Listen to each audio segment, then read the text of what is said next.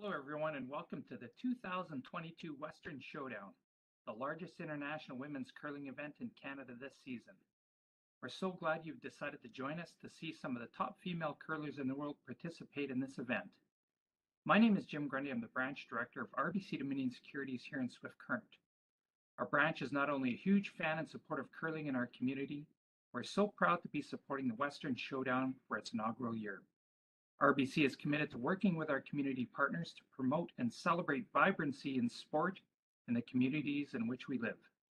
Thank you to everyone from the Western Showdown team for putting together this amazing event. On behalf of RBC, enjoy the tournament.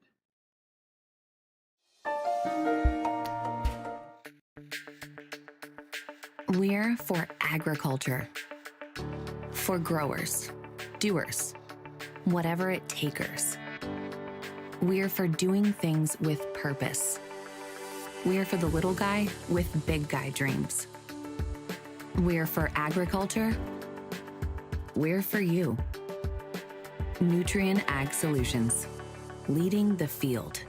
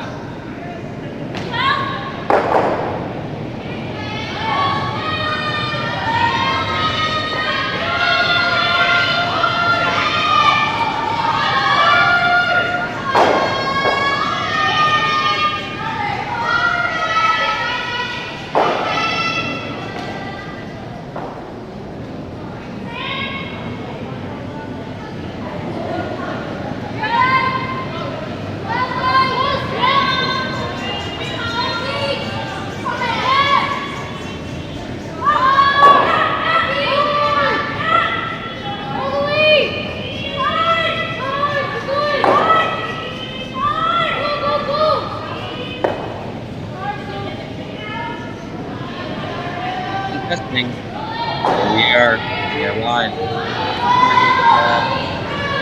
Synonymous with curling Saskatchewan, Sean Joyce. Hello, Sean.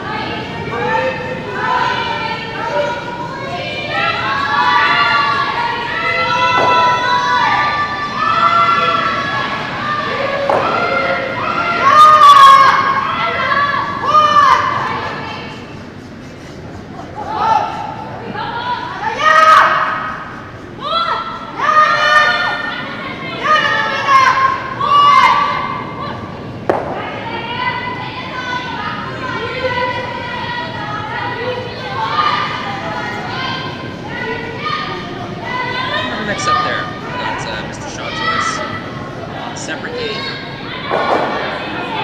Fine, Karen, fine. You got me?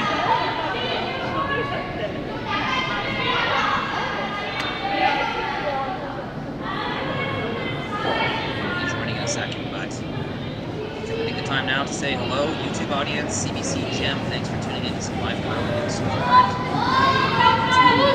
World-class teams battling out here. Women's World Championship. Is that curling? No, it's the B-Qualifier Swift Current. That's how strong this field is. B-Qualifier World Champion Tirinzoni. Multiple time World Champion Tirinzoni. Japan's Yoshimura. Very strong team. Maybe Canadians have heard a little more of Fujisawa, but Sayaka Yoshimura, her team, have been playing at a very high level for 4 or 5 years now. So they made the championship in North Bay, Ontario.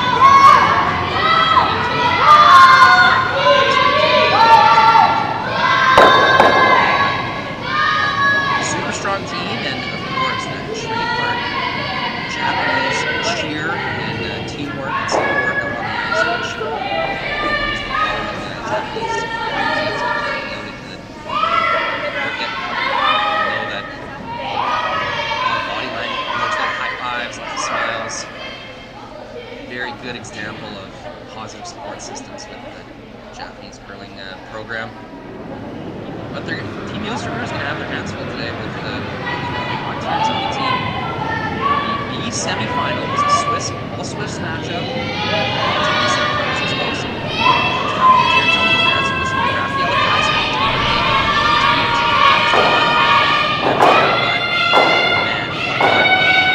Entertaining game we had earlier today, 12:30. Lots of points in play, angles, taps, tactical decision making. Tirinzoni choosing to give to Rafaela Kaiser the open shot for 1 then that gave Kaiser 1 point. Tirinzoni missed the shot for 3 in the 7th, so they put them up 1 point. And the last end, an amazing pressure draw to save the game from Winnipeg. Makes it nearly perfectly, and last rock thrower, Silvana Tirinzoni, could not make a clever shot. Advances to qualifier. Team Yoshimura was able to catch that game. As they went through Silvana Constantini, one of the lost to that team, the Italian team. Silvana, of course, winning Olympic gold in mixed doubles. Just 1 year ago. Face and a name to remember is Silvana Constantini last weekend, putting on an amazing show. Really outclassing her opponents last weekend. So Constantini will drop to the sea. Same with Rafaela Kaiser. And these two teams, the left Tirinzoni and the Saskatchewan, battled it out. B-Qualifiers spoke as well. Like I mentioned, the star side.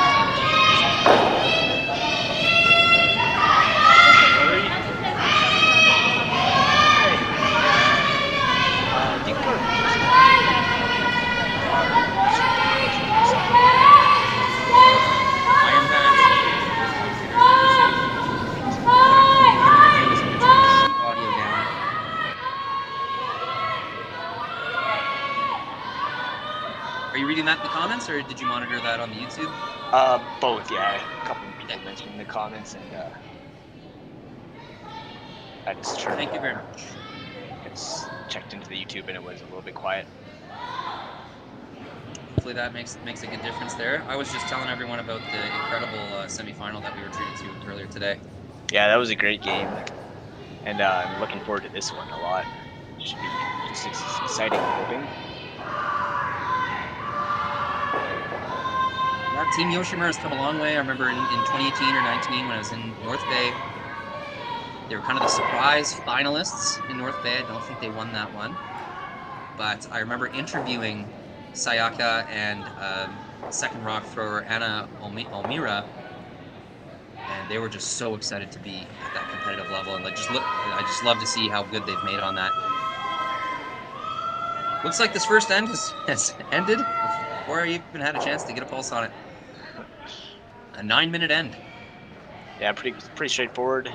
Open hits and leading to a blank. So, blank end. When we come back. We're for agriculture. For growers, doers, whatever it takers. We're for doing things with purpose. We're for the little guy with big guy dreams. We're for agriculture. We're for you.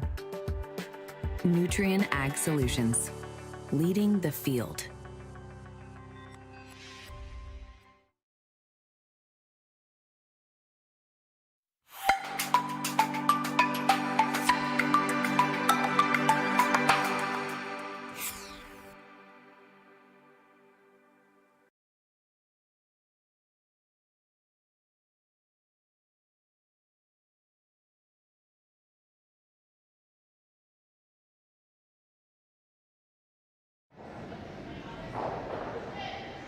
Second end here, Tirinzoni with hammer. Able to manage the blank. Kind of textbook start to the game. Really quick end. Both teams just kind of settling in. Getting in the hack, chucking their first rocks. Getting that feel. Looks like we will have some action here in the second end with Yoshimura putting their stone right on the button. As good as it gets. So if Tirinzoni planned on blanking this end again, they would have made a play on that. But nope, we'll get a corner guard from Briar Schwaller.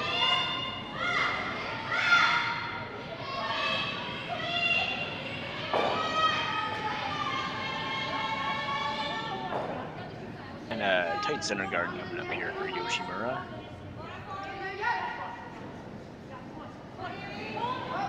And sounds like the chat says they can hear us nicely now, so that's good. Excellent. We appreciate that feedback on the chat there. Already 240 viewers on the YouTube stream. Yeah, I had a feeling. I'm sure that'll continue to grow as the game goes on. Early Sunday morning in Japan, if I'm not mistaken.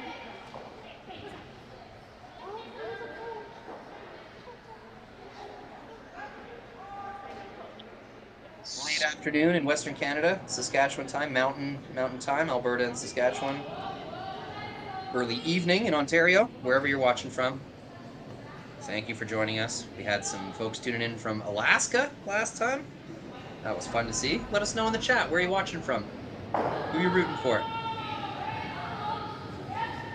This center guard doesn't quite fully bury the rock in the house, but they were smart to play it so that they guarded the side of the corner, so this roll will be into the open.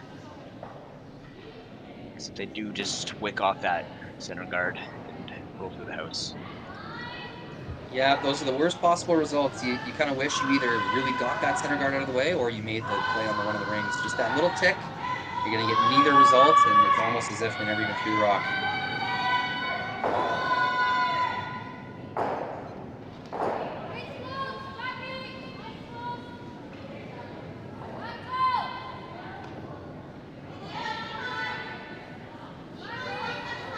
Beautiful jackets from Team Yoshimura here. Always love me some color. Speaking of color, I just scrolled through the scoreboards and there's so many different teams from all over the world here. Got teams from Sweden, Scotland, Canada, Italy, Germany, Switzerland, Korea, Japan. It's crazy how diverse this field is. Oh my goodness, it's just so cool to see. All these teams deciding to come to Swift Current and Western Canada, doing some bonspieling. They'll go back and forth across the country and the world all season long. And that's the beautiful thing about this Curling Stadium Live. These teams were bonspieling that much, you know, as long as you've been watching curling. It's just, we never really got to see that side of things. Just watching the Briar and Scotties on TSN World Championships, maybe the Grand Slam of Curling on Sportsnet. But other than that, we weren't really able to follow these teams on their tour play. As you can see, they take these games just as seriously as any other. Absolutely. Yeah, at best, before you'd get to see some curling zone scores. Maybe if the event was in town, you could go out and watch, but we're getting such a much deeper dive into the world of curling with curling stadium now this year. It's really great to see. Yeah, my father went from hammering F5 on the keyboard, just refreshing the curling zone page to see the next score for the next end, to having multiple windows open, watching every game he possibly can. I know there's lots of curling fans doing that exact same thing, and isn't it beautiful? Able to keep tabs on all these great teams and events.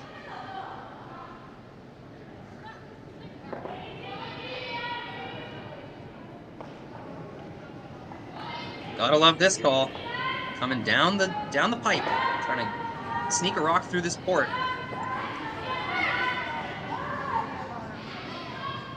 Oh, hit and roll. No risk here, really. Because as they tip that top center guard, that's still going to be a positive result. Yeah, opens up the outturn draw and the outturn hit a little bit better. That is the advantage when you have hammer. If you do decide to play down the middle and tolerate center guards, at least you have the comfort knowing if you miss inside, it's still going to be a positive result. Whereas if that was Team Yoshimura that missed that come around hit and tipped their own center guard off, that's a disaster, right? They've made a shot for their opponent.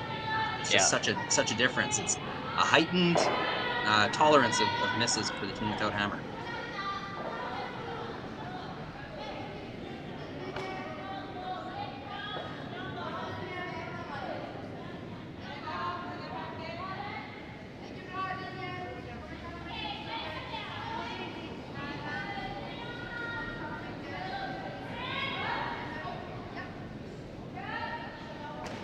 Team Tirinzoni not in trouble yet, but this is certainly not how they drew the end up. Some good control of the 4-foot button area and the center line. Now, I didn't see the broom or the call there. Was Team Yoshimura attempting a come around, or were they trying to replace the guard? They were trying to replace the guard and just came a few feet deep into the house. That's going to open up this nose double opportunity for Silvana Tirinzoni. Team of a shot maker of this quality. This is a pretty routine throw. Not to take anything away from this team, it's just a respect for world-class athletes here in Swift Current.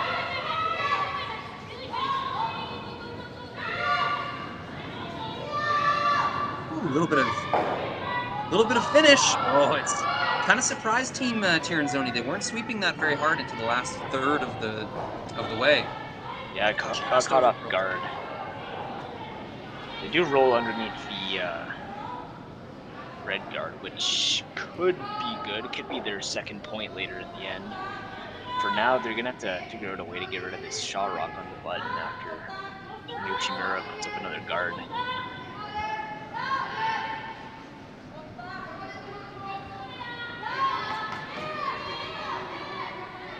Slow on the cameras there.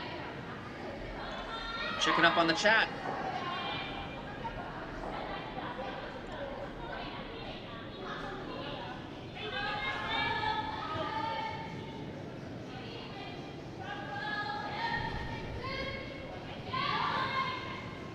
Well-placed guard there. Yeah, for sure. Japanese curling fans, we're crazy, no sleepers, and that's true. It doesn't matter what time of night it is in Japan. There's always a great contingent of Japanese curling fans joining us for these streams. Geez, we just love reading those comments. So thank you very much, all of our viewers across the world, including Japan. Got a little trick for you English speakers if you're keeping up on the YouTube chat. If you right-click the chat, if you're on a browser, I'm not sure if you can do this on a mobile, but there is a translate to English option. If you right-click the chat and click translate to English, Google will do its best to give you a translation of these Japanese comments. Not always perfect, but it's fun to keep up.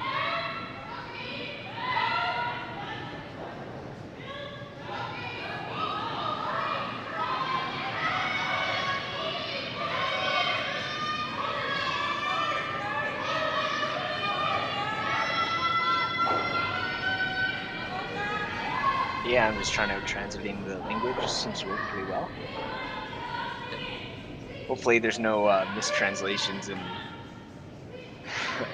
I'm sure there will be. I won't be able to tell the difference between the English and the Japanese, and then I'll get it all wrong. But so, what are they playing here, Rory? It's a big show. They're going to try to clean up the middle here. I think the optimal result is a double run back, sending their low yellow stone deeper into the rings. They'll try to clear out at least 2 guards here. Not what they intended, but that's going to work just fine. Probably would have factored into that call, knowing that if you're a little thin, you might get the double peel. And that yellow rock's hanging around at the back of the house, which is very nice. I did not catch that. It's a good Yeah, eye. it's a huge problem for the Japanese team. They're going to have to deal with it, so I might just to hit it. There is still a way to guard this stone to take both shots away, the in-turn run back and the out-turn hit. It's just a much tighter area of perfection that the Yoshimura team will have to achieve here. They'll have to overlap this guard enough so the run back is taken away, but keeping the rock on the button fully guarded. It's going to be a bit of a challenge to manage this line. Or am I seeing a broom in the back of the range? Are they going to hit this open one? Yeah, they're just going to hit the open one. They figure it's just too dangerous to try to keep that red one counting. If they misplace their guard by even a couple inches, they could be looking at 3 rocks in the house. So stop using the back one.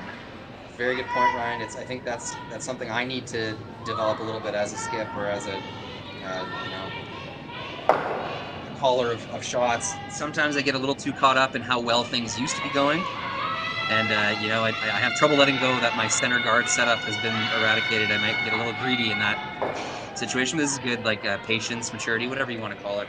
Just understanding that the situation did change. They were looking very good for a steal, but again, a nice shot by Team Tirinzoni has eliminated that. So they'll make the safe call, eliminate the extra ring, the stone in the rings, and leave Tirinzoni with a moderately difficult run back.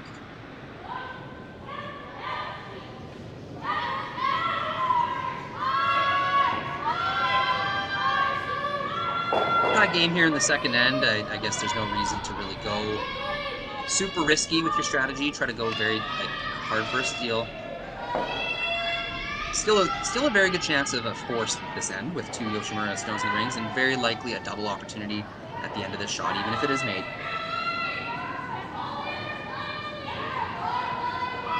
Really going hard for line on this one. Will they hold it? They will. You make contact and keep both of the rocks in the house sitting 2 with no easy doubles. Separation there. Yeah.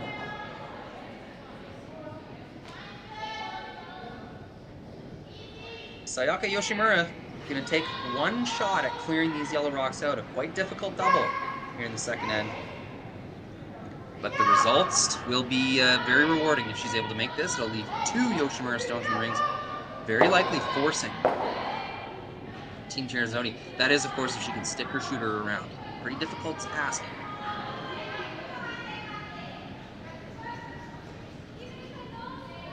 Yeah, this is such a long double. I don't even think I'd be considering sticking my shooter around. I would just be throwing peel weight and try to make it happen. Giving yourself the best chance to make the double. Yeah. Because sticking the shooter around is really nice, but it's not the absolute most key thing. Making the double is the main focus. So it's just easier to make it with peel weight. Does seem to be throwing it pretty hard. Really straight balanced slide there from Sayaka Yoshimura. All in the sweeping now, looks pretty close. Oh, and they'll stop. That's a bad feeling, knowing that you threw the rock good enough to make the shot, but just weren't able to manage the line quite well enough to get that double. But as we said, that's a lot of distance between those rocks. Really tough to catch that perfectly. Yeah, great effort there.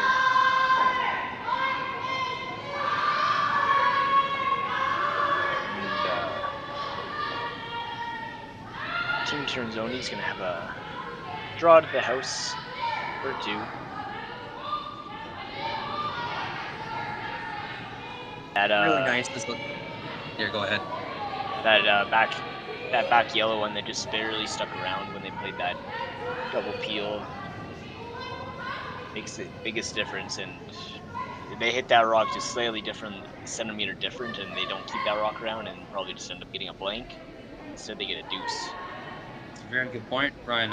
All these rocks later, trickle-down effect, you know, forcing Yoshimura to chase that one on the wings. It's opened up a draw for 2. Tirinzoni will take the lead. 2 hits.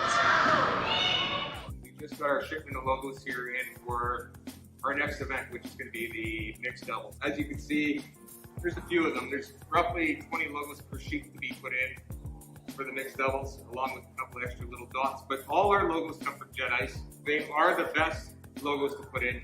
We use them around the world, and they're very easy to install. As you can tell, this is the Center Ice logo that's going to be going in for the world. This is about a 4-footer by 10. It's going to look like $1 million. Their colors on their logos are always nice and vibrant. And like I said before, very easy to put in. Saskatchewan, you know Sasktel because we're everywhere. Because being everywhere keeps us connected to you. With Sasktel sponsorships, we get to be part of your community. We're here with you, and we're here for you. It's easy to get started. All you need to do is apply. Sasktel cares. Always has, always will. To apply for sponsorship, visit sastel.com/sponsorships.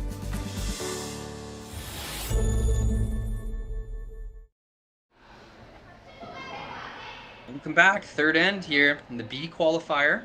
One of the B-Qualifiers. We got Japan's Sayaka Yoshimura versus Switzerland's Silvana Tirinzoni. Really top quality teams. In the other B-Qualifier, we've got Canada's Abby Ackland from Manitoba, I believe.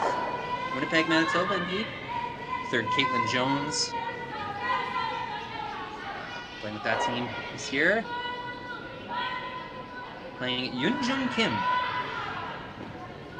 the Olympic silver medalist from Korea, South Korea.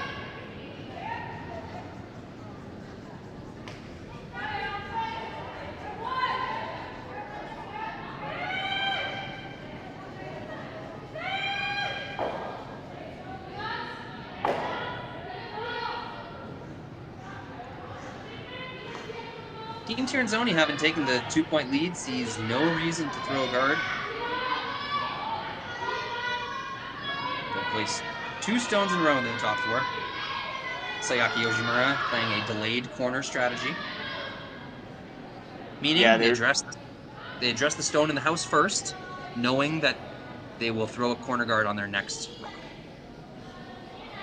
Yeah, when you play a delayed corner, you want to hit and roll the top 4 rock off to the side and hope your opponent doesn't roll back to the center line perfectly. Fortunately, they ended up nosing, giving Tirinzoni the nose back, so they still have that rock top 4 foot on the center line. So yeah, when you do a delayed corner, you want to hope that your opponent's rock is no longer on the center line. You got to throw up a corner guard without worry of your opponent playing back to the center so easily. Didn't quite work out that time, but it's just like a standard end, just delayed by 1 rock for each team now. You're taking that opportunity to roll your shooter off the center line. They did stick in the center line, so it made the return shot by Tirinzoni quite easy. But even still, with a rock on the center line, Yoshimura does throw that corner guard. You're trying to get that bonus roll from that first stone. And now Yoshimura will look at 2 very good Tirinzoni stones right down the middle of the sheet. I like this call, the hit and roll for another corner. Yeah. Raising the degree of difficulty, trying to hit this stone a little closer to the center than you normally would with a peel. The main objective, of course, is removing this stone from the center ice position.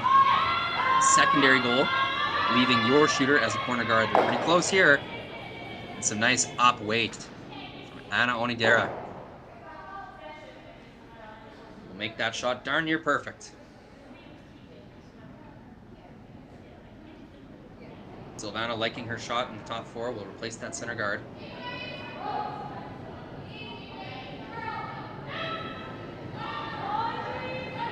Second rock thrower, Carol Howell. One of 2 new faces on this team.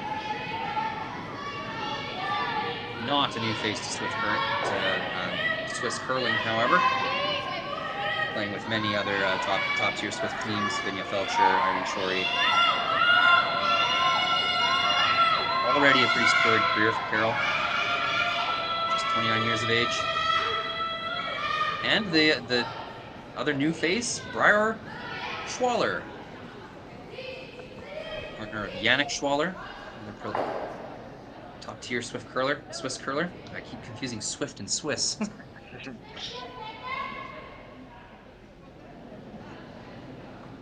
Team Yoshimura season opening here.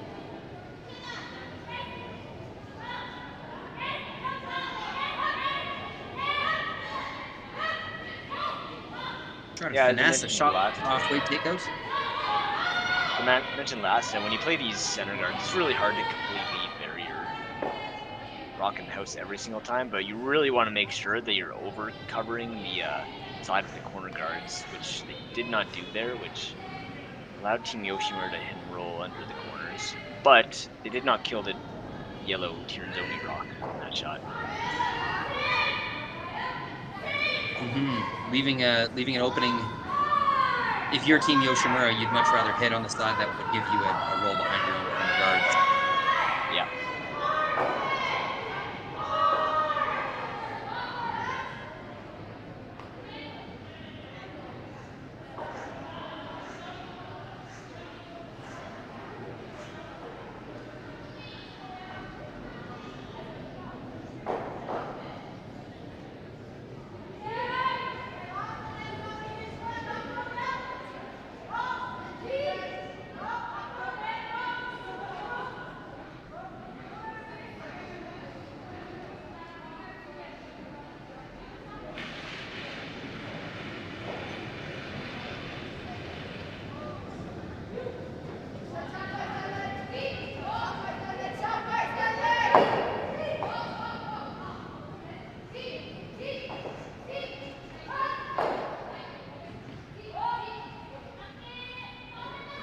Head-to-head on these two teams, or these two skips, is 1-1. Played in 2019 in the Masters, where Yoshimura won. And then last year in the Women's World Curling Championship, where Tirinzoni got the better team, Yoshimura. Very interesting. I thought there'd be more than one head-to-head match, or more than two head-to-head matchups. Yeah, oftentimes these top-level teams play each other in 10s to 20s at times, but every once in a while you find a matchup that's less common for just by chance. Yeah, I mean, it would likely be at world tier events or here in Canada that they would cross paths, with Tirinzoni kind of working the European circuit and Yoshimura, of course, residing in Japan. It does make sense in some ways.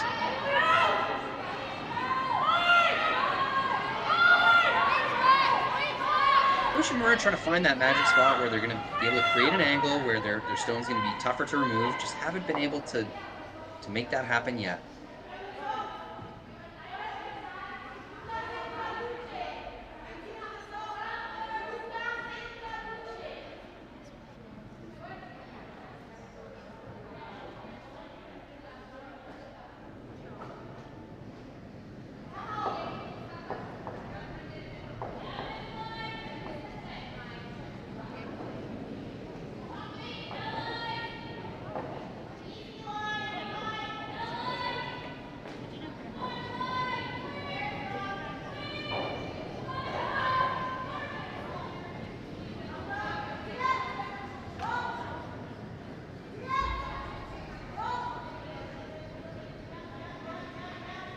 Nice clean shot here to sit 3.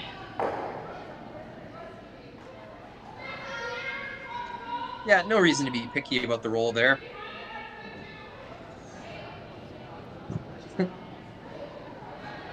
Excuse me.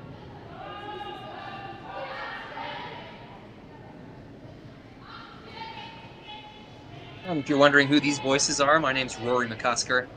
I'm in Regina, Saskatchewan. I produce these games for Curling Stadium Live, so the camera switching and sometimes movement. We haven't gotten that set up this weekend for me. But your live streaming extraordinaire producer. Talk to us in the chat. Tell us what you like, what you don't like. And I'm joined by Ryan Parent in Calgary, Alberta.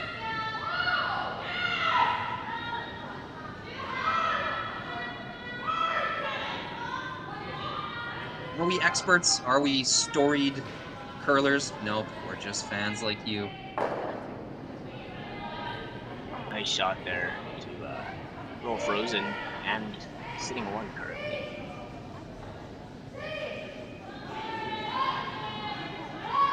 Would have loved to keep that angle just a little bit on the inside. Does make that stone removable, but likely that second yellow will be leaving the rings as well.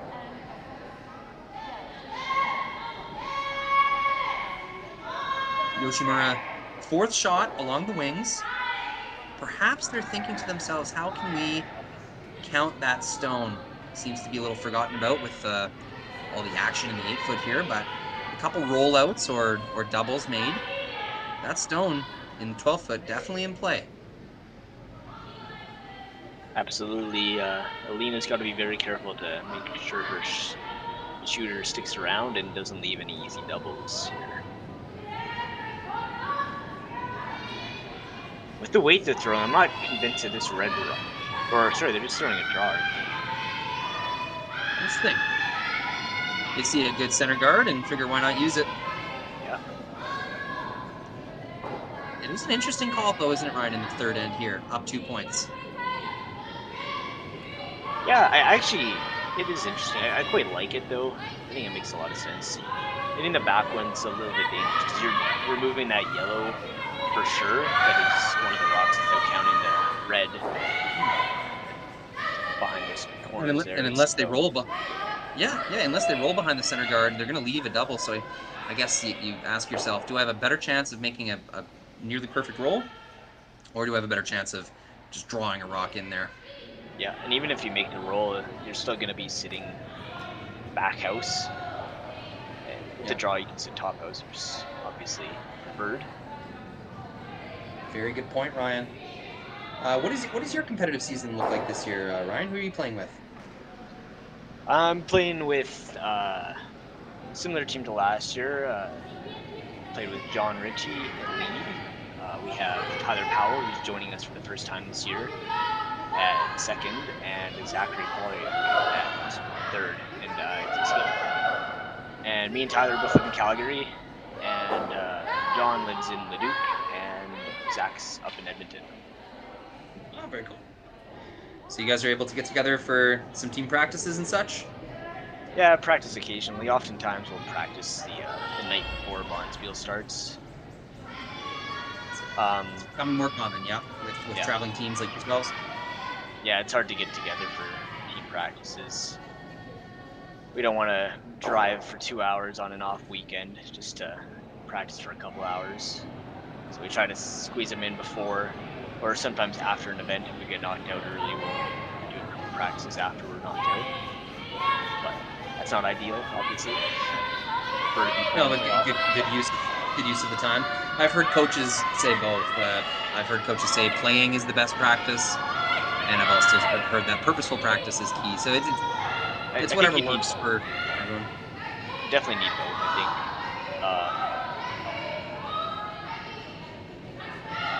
Purposeful practices to really dial in consistency with your release and with your weight, and just get a good feel for the ice. And then team practices or playing games is definitely the best way to practice communication. It's just hard to simulate a game within a practice with the loud noise going on and the strategy and the differing ice conditions. So, heavy draw here by Yoshimura. Still a dangerous rock, but not in a controlling position. Elena Pats is going to have a chance to sink one into the 4-foot here. Try to get a force or a steal here in the 3rd end. Yeah, big shot here. I think Yoshimura might be sitting 2 at the moment, so this has to be good. It's 1 and 3 from my angle. You have a little bit of a lower resolution than I do. Okay. Shot's looking good. Sweeping for line at that point. Satisfied with being in a position where it's not going to be removable. This will leave a shot for one for Yoshimura, but gets the job done. Would have been nice to stay top 4 there. Really take away the drawing path and perhaps even manufacture steal to go up 3 points, which in curling, especially 8-end games, seems to be a pretty magic number. Once you go 3 points up, your likelihood of winning the game in any capacity skyrockets. Yeah. Generally fairly, maybe not easy, but doable to hold a team to 2 at any point in the game, or at any end. More or So less being up challenges 3 the is certainly the turning point for having a game secured. If you think about it as your opponent gets 2, you get your single, then your opponent gets 2. That took 3 ends just for them to tie the game for you, you maintain hammer. So Yeah. often a 3-point comeback is needed, or sorry, a 3-end comeback is needed when a team goes down 3 points. It can be done. I've seen Briar games where very good teams were up 5 points. Absolutely. Brendan Botcher in Brandon 2018. I believe he was playing the Reed Brothers or Glenn Howard. Able to manufacture a 5-point comeback. Really an end-to-end sweep there. Great effort by the Yoshimura front end, but not quite enough to get there. It will be a steal of 1 for Tirinzoni. First heavy, then light. Sayaka Yoshimura lets one slip away there in the 3rd end. They'll have hammer in the 4th. We're for agriculture. For growers, doers, whatever it takers. We're for doing things with purpose. We're for the little guy with big guy dreams. We're for agriculture. We're for you. Nutrien Ag Solutions, leading the field. We just got our shipment of logos here in for our next event, which is going to be the mixed double. As you can see, there's a few of them. There's roughly 20 logos per sheet to be put in for the mixed doubles, along with a couple extra little dots. But all our logos come from Jet Ice. They are the best logos to put in. We use them around the world, and they're very easy to install. As you can tell, this is the center ice logo that's going to be going in for the world. This is about a 4-footer by 10. It's going to look like $1 million. Their colors on their logos are always nice and vibrant. And like I said before, very easy to put in.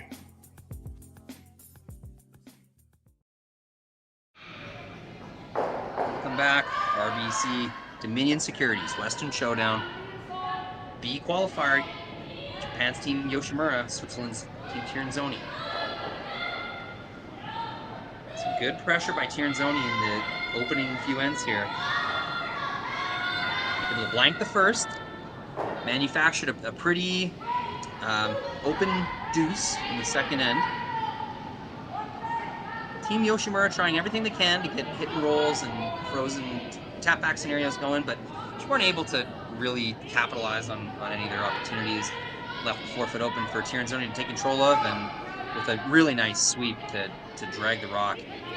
Team Yoshimura comes up about 3 or 4 inches short of their draw for 1, so it will be a 3-0 lead for Team Silvana Tirinzoni in the 4th end.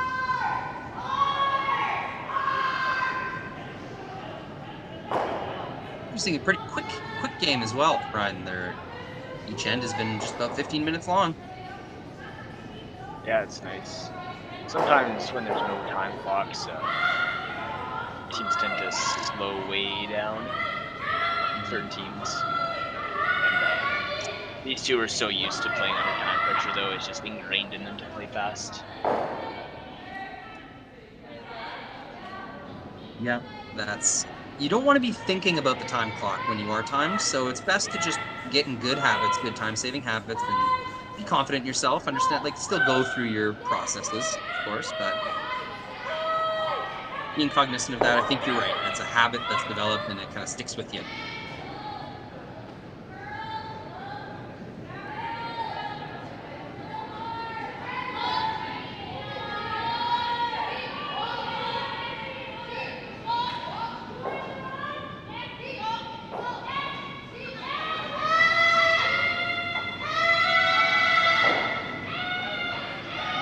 Big sweep here. Oh, they will just tick off. And that's kind of been the story of the game for Team Yoshimura so far, especially up the middle of the lineup. Just real close to getting done what they want to do, but just a little tick here, a little roll there has left the door open for Team Tirinzoni to leave themselves some very makeable shots. The difficulty factor has definitely been higher for Team Yoshimura so far.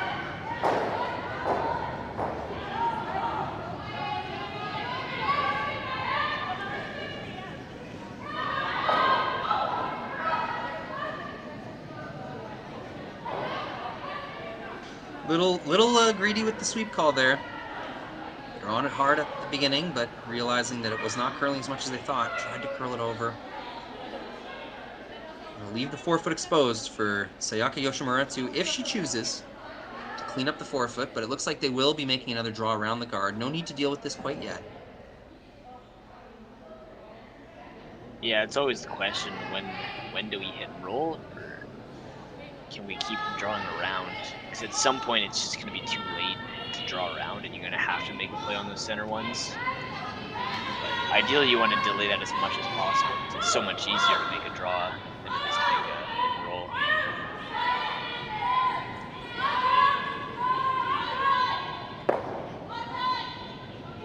Yoshimura will finally get the perfect result they've been looking for. That's a dead buried stone at a nearly perfect height in the rings.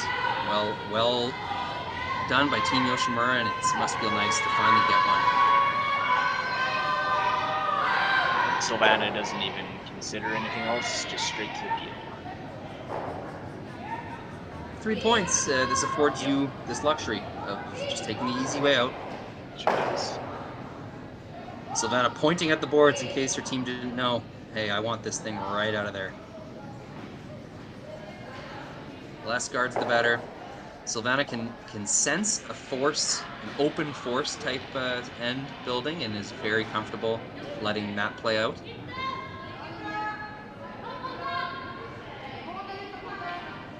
Team Tirinzoni would love nothing more than to leave a shot for one against multiple counters in the rings. Once again in the fourth end here. It's been working out so far.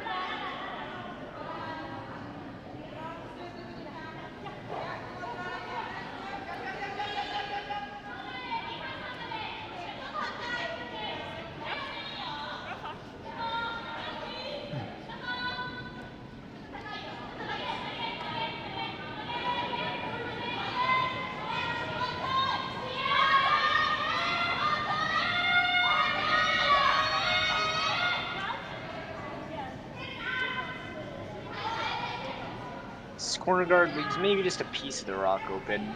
I don't know if they'll make a play for it, but they might try to do a run back now that the rocks are slightly offset.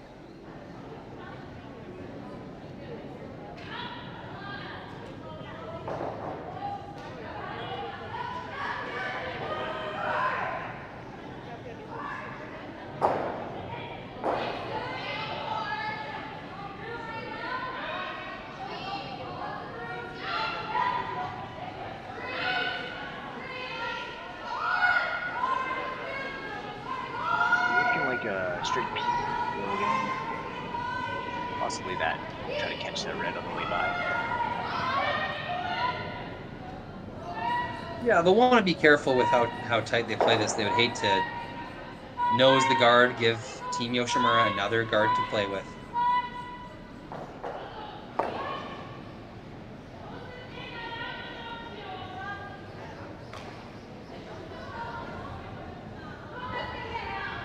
Smoothest slide from Silvana Tirinzoni, but makes the correction, gets that rock exactly where she wanted it. Halfway peel on that red rock.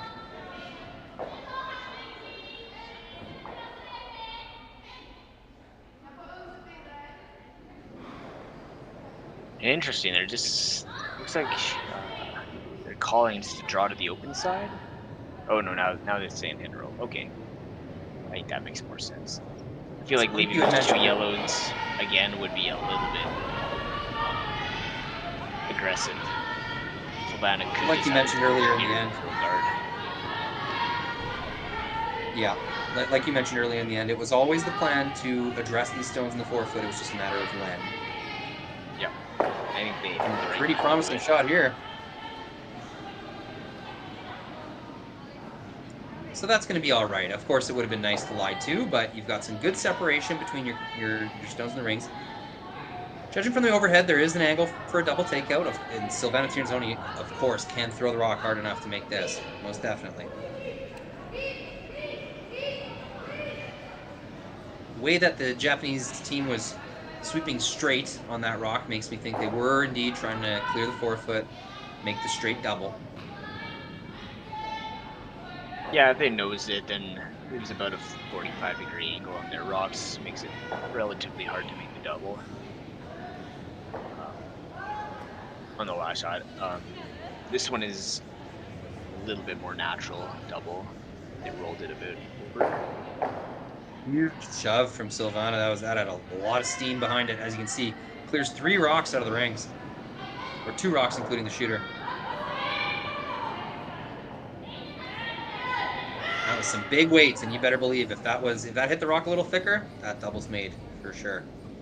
But catches it a little thin. Removes their own stone from the forefoot. That's going to open the door for Sayaka Yoshimura to set up an open count of 2 in this end. No guards needed. Yeah, now it just comes down to execution. Not much strategy behind this, just make your shots as good as possible.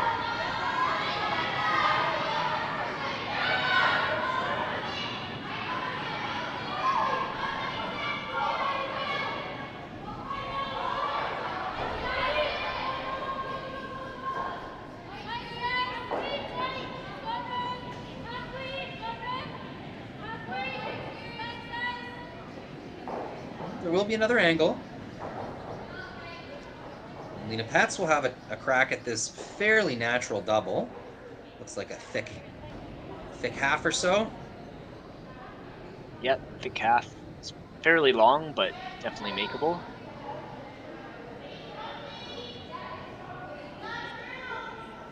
With this outturn, the rock as it rolls across the house should spin into the target stone, helping it kind of stick in the rings there.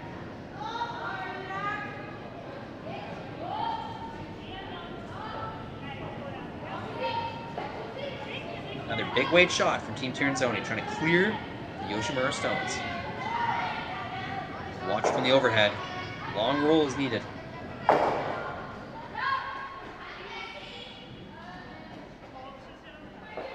They stuff it right on the nose. So now I think Team Yoshimura will probably just want to nose this one back. Maybe a slight roll to the inside they're thinking makes the double as hard as possible. Somewhere around nose, or maybe a rock to the roll to the inside. Get a little sharper angle, make it a little more difficult. Yeah. A little bit, yeah, roll in a little bit, makes it sharper. It also brings the rocks closer together, so it's hard to say exactly where you want to go, but around there. Overseas curling fan on the YouTube chat has said that I think I can do double. The account is My Bed is Broken. Loving these translated Japanese comments. Keep them coming. 2 very tough attempts. That result was not very close for Team Tirinzoni. It's going to leave this open hit once again to lie 2 points. Yoshimura will be 1 shot away from having a shot at 2 points to get back in this game. First, they got to make this one. Playing that inside-out turn. Really sweeping hard on this one. Will they hold it? They will.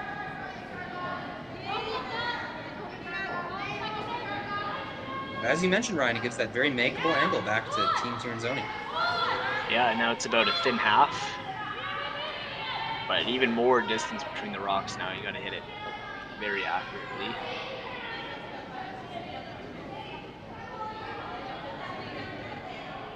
I'm curious for all the Japanese viewers in the chat, if any of you curl. I'm curious what kind of recreational curling they have going on over there in Japan.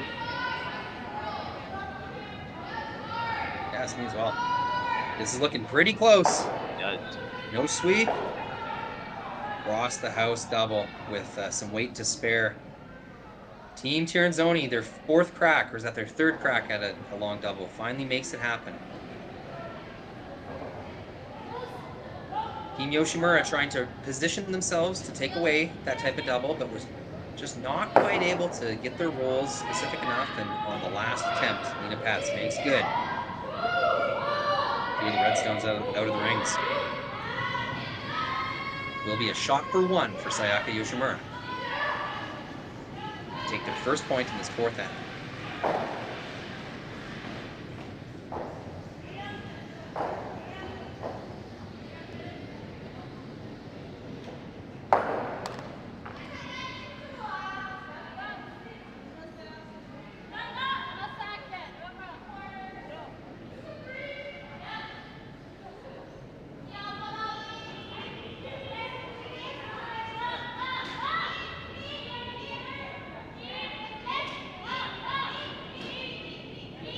Nothing on, always a good sign. Yeah, just cleaning it right down. Nice shot for Team Yoshimura to get their 1 and 4. Now they've got some work to do. Now they have to start stealing at some point. Getting the 5.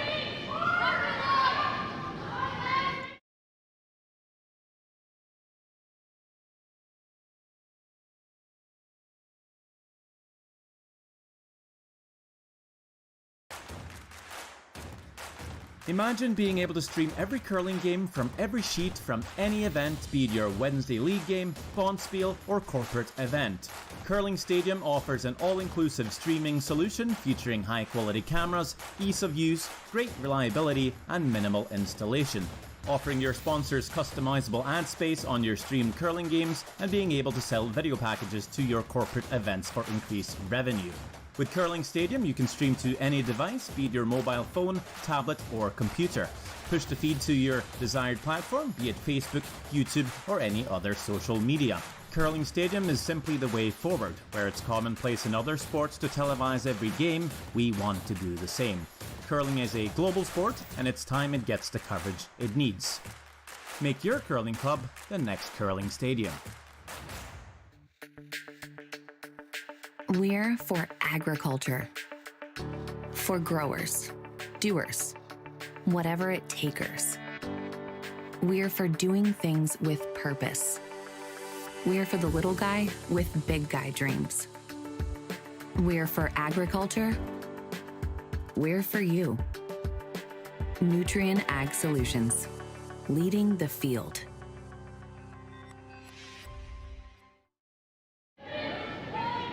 Welcome back, fifth end, B-Qualifier.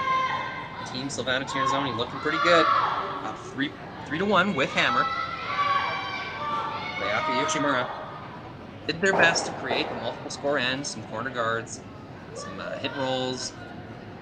Tirinzoni chasing them across the sheet, just being a little more specific with their makes and misses. Ends up forcing Yoshimura to a shot for only a single.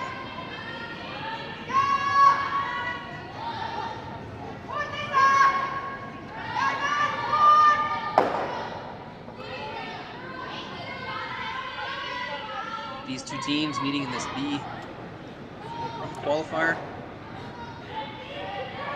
Team Yoshimura has played 5 games thus far, 4 wins and 1 loss.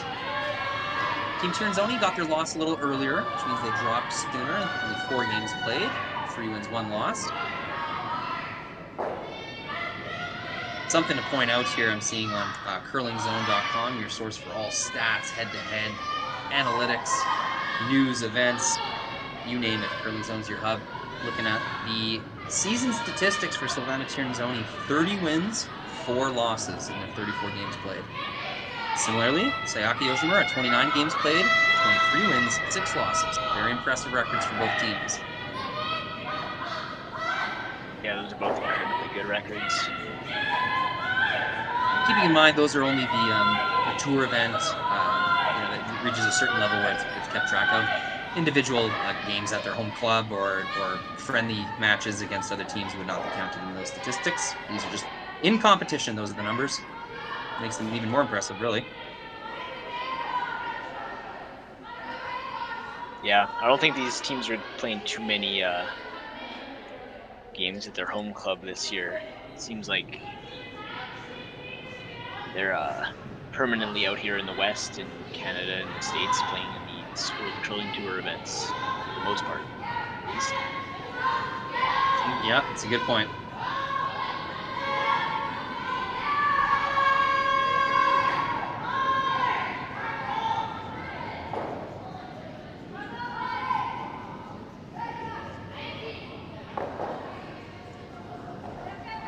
Just looking back on some Yoshimura history, it was the 2019 Masters in North Bay, Ontario, Grand Slam of Curling on Sportsnet, where Yoshimura lost to Tracy Fleury in the final 7-5. That was when I first became familiar with this Yoshimura team, and just right away, a couple things stood out to me.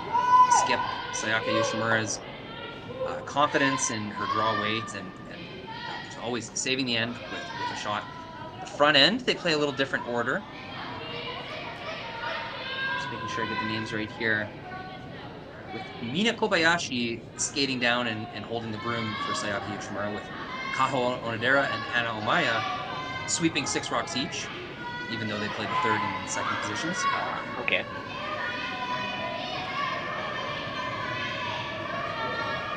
Very good sweeping pair, as we saw in the, would have been the second end, or the third end, as Yoshimura was drawing for a single point. That sweeping pair was on that rock the whole way down. It looked like it didn't have a chance, but they got it to within 3 or 4 inches. Very strong sweepers, this Yoshimura team, Kaho and Anna.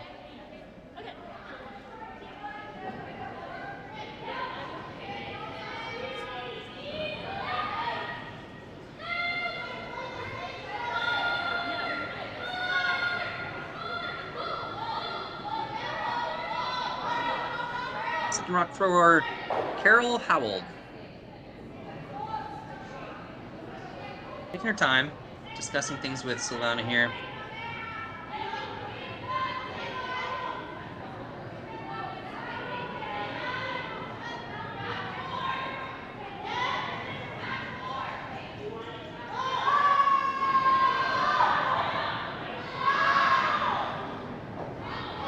Like to play the hit on these back ribs here. Double them out most likely.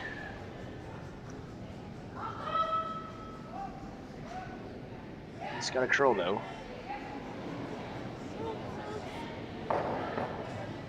Nice shot. They will get there. A lot of late finish on that stone. Yeah, they picked a nice weight. Even though they were playing a double, they didn't have to throw a ton of weight. They just had to move both those rocks a foot or two. Looks like they just threw about a 11-second hog-to-hog weight on that.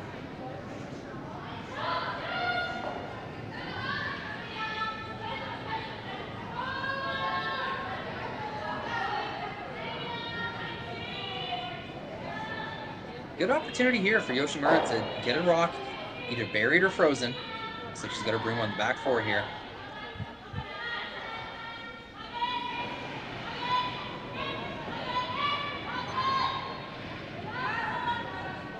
Looks like that stone just got outside and they made an early decision to try and drag it to back 4.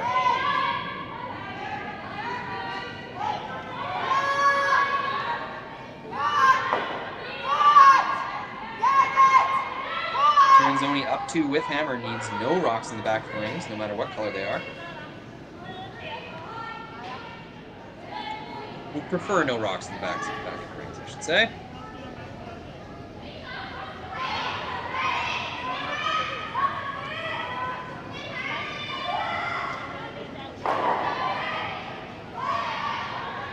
Nice shot, clears out everything in the back.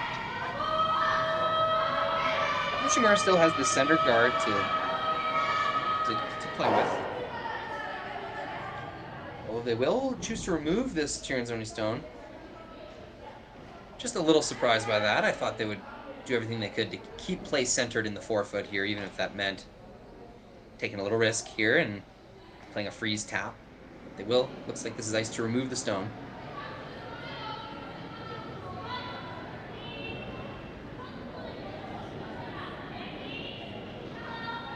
To prevent a blank, they'll want to stay around in the rings here.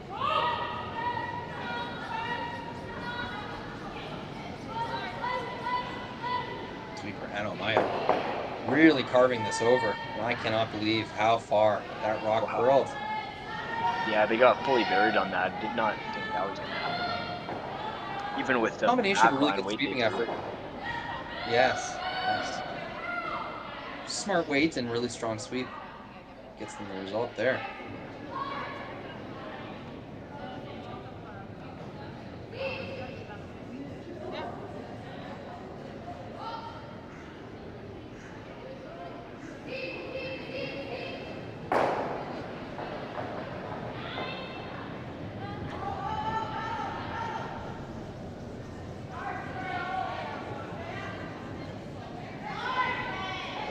It's gonna curl up.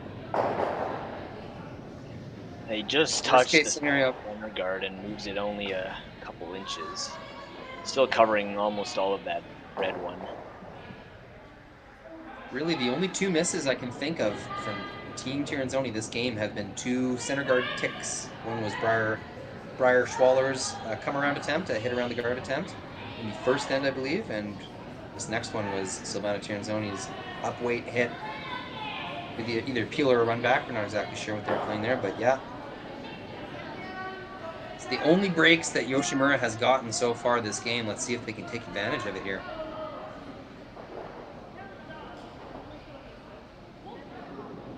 Pretty satisfied with their situation they have in the top 8 foot. They'll chase this Tirinzoni rock in the back of the rings.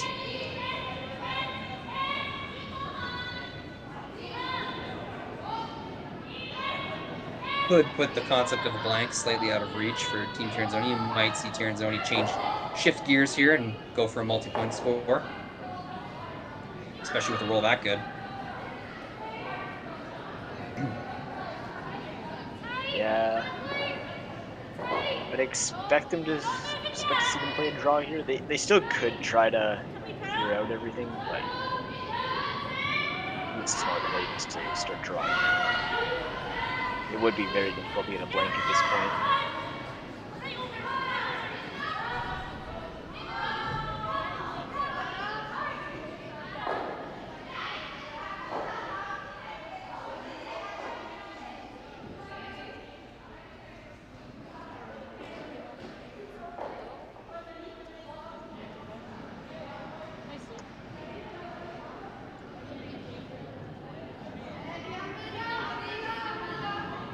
Me and Silvana just talking out if we are to change gears here, if we are to accept that points are being scored this end, and we want them to be multiple scores of our stones, what are we going to do to take back control of this house? They know they have to move one of these rocks off the center line, whether it's the guard or this one in the top 8.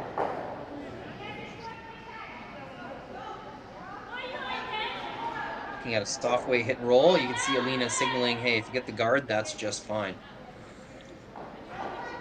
This call makes lots of sense to try to guarantee you score 1, which, based on the scoreboard, is pretty good. The more aggressive play would be to try to draw behind it and get 2 that way. This is a safer call to make sure you're not giving up a steal.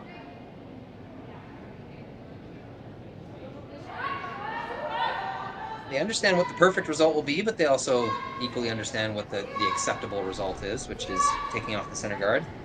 It must be close. Inside sweeper going hard on this one. Looks like it's going to catch that center guard. See if they can't roll this in for a biter. Just gets it a little too thick.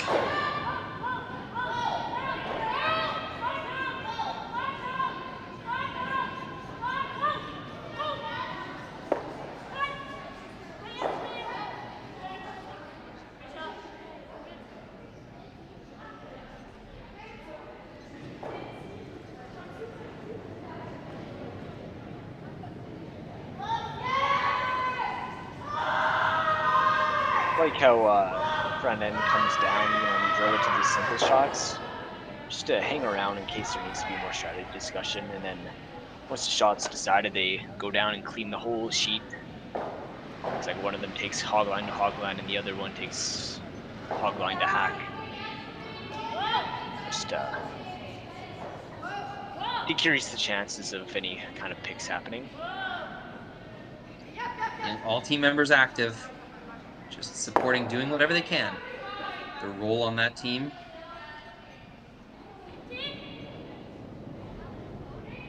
Team Yoshimura equally satisfied with a steal or a force here. Just looking at the curling zone analytics page. Down 3 points with hammer in the 6th end versus down 1 point without hammer in the 6th end, which is, of course, the results that would happen if Yoshimura either scored one or forced Tirinzoni one. Pretty similar, both around 10% chance of coming back and winning the game.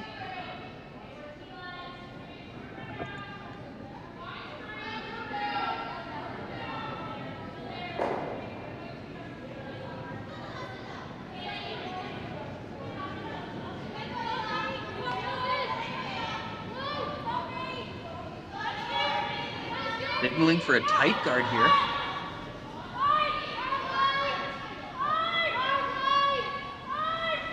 See lead rock thrower Mina Kabayashi place her broom just a few feet high of the rings. And we'll get to that rock to basically the spot they were going for. Maybe showing the wrong side of this top 8 stone in the rings here.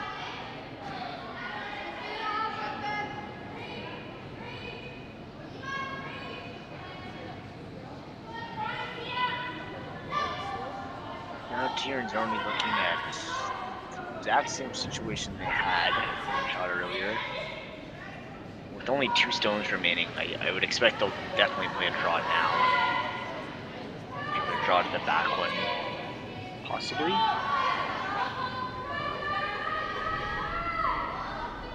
Yep, Tirinzoni recognizing someone's scoring here, so if it's going to be anyone, it should be us, and it should be 2 points. So, 2 rocks remaining. They'll make their move right now.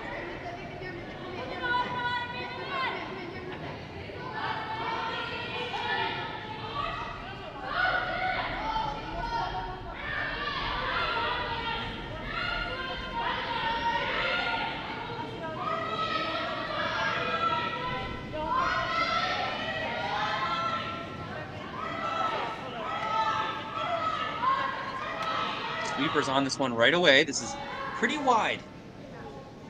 Wider than any rock we've seen so far with this weight. Always tough on the sweepers to adjust to that. And a full sweep the whole way down is going to earn them top 8 foot. Not good enough. Yeah, Team Yoshimura is still sitting 2. So we get a free rock here to make it as tough as possible for Team Tirinzoni to score. Considering top 8 side by side with the red to block off the draw path. Another option would be to draw in yourself, try to get as much as you can buried.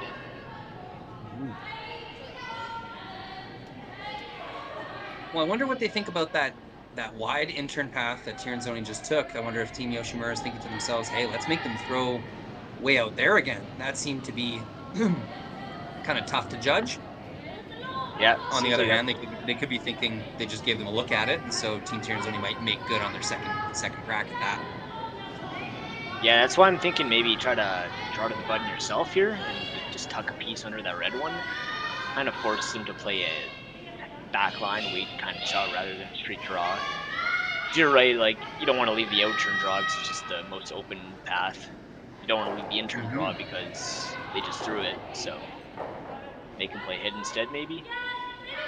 Still got quite a wide area that Team Tirinzoni could draw to on that out turn side. I doubt that Yoshimura could put the perfect rock anywhere that would really totally cut off the forefoot. Yeah. So, like you said, may as well come right to the... Try to put one right on the lid.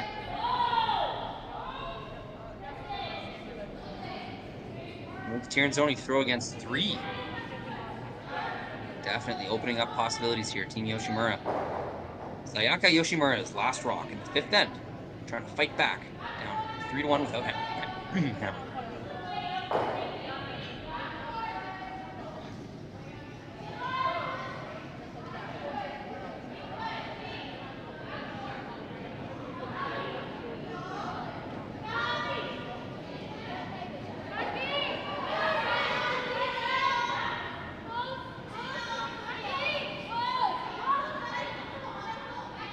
Sweeper's trying to manage the line here. Looks significantly light. That may have been the call. or they may have recognized very early on that stone was not going to make it to the 4 foot. Yeah, if they realize that they're not going to get it into at least the 8 foot, it's better just to let it stop and cut off as much of that draw path as possible. The more you sweep it, the deeper you get, but also the more overall curl you're going to get. If they swept that even to keep it straight the whole way, they probably would have ended up touching the center line. So just let it die and stay out there as far as possible. I see. Unless you think it's going to get to the place you need. Yeah, it's better off just leaving it high. It's a plan B call, and it was well judged by the sweepers. They could have gone hard the whole way on that and probably wouldn't have quite gotten into the 8 foot, so they did all they could with it. Winnipeg's is going to have her preferred draw path. Shot for one. Still a bit of a momentum swinger in the favor of Yoshimura, finally coming alive, making their shots, forcing Tirinzoni to a single point here in the 5th. Yoshimura will have hammer in the 6th end when we come back. Hello everyone and welcome to the 2022 Western Showdown, the largest international women's curling event in Canada this season. We're so glad you've decided to join us to see some of the top female curlers in the world participate in this event. My name is Jim Grundy. I'm the branch director of RBC Dominion Securities here in Swift Current. Our branch is not only a huge fan and supporter of curling in our community, we're so proud to be supporting the Western Showdown for its inaugural year.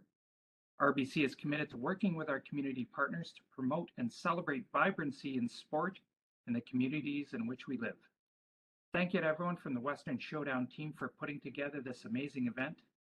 On behalf of RBC, enjoy the tournament.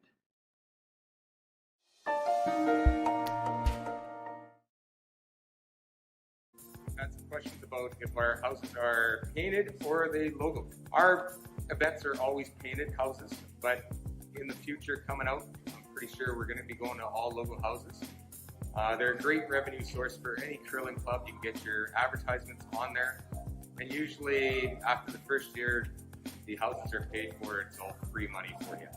So hopefully check Jet Ice out for your future in-house logo. Welcome back. 6th end here. B-Qualifier, Team Tirinzoni, Yoshimura. Both one-loss teams. Tirinzoni having played 4 previous games, Yoshimura 5 previous games. Both teams getting to know the ice quite well at this point.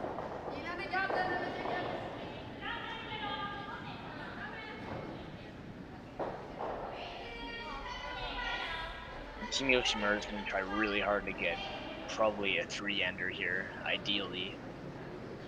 Curious what the statistics are in the situation. Just look them up. The curling zone analytics. I'm seeing teams that are 3 points down with hammer in the 6th end. Only 33 have managed to win the game.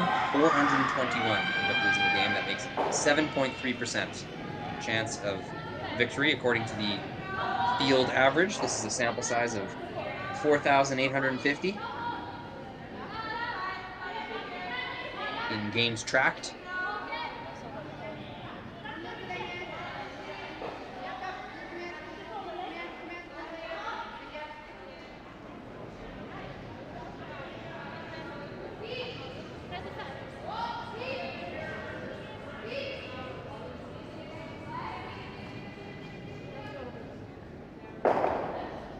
Second rock thrower, Anna Omaya,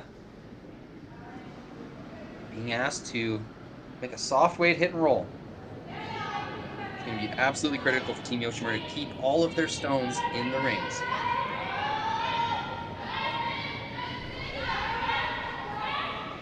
Yeah, down 3 and 6. I would consider throwing a second corner up before you do a hit and roll, but it's pretty well played. They get a good half rock buried, showing on the outside.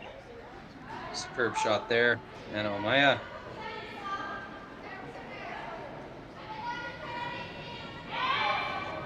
Anna and third, Kaho Onodera. throwing second and third stones, but staying together as a sweeping pair.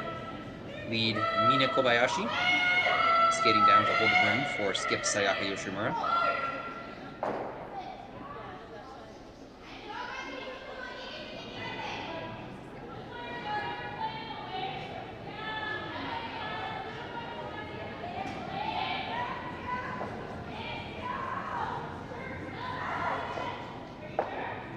Really hard sweep, doesn't quite get that rock by. They'll tick off the guard for the third time this game. Not a terrible result, though. They opened up the corner.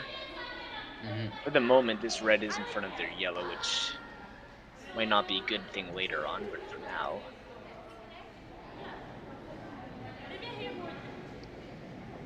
It's just a tap freeze call here.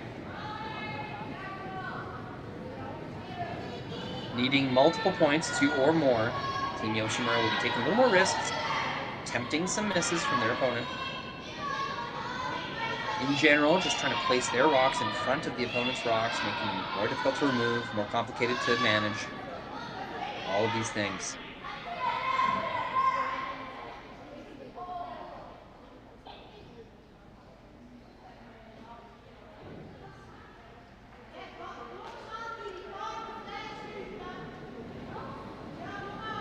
They'll sit on the corner.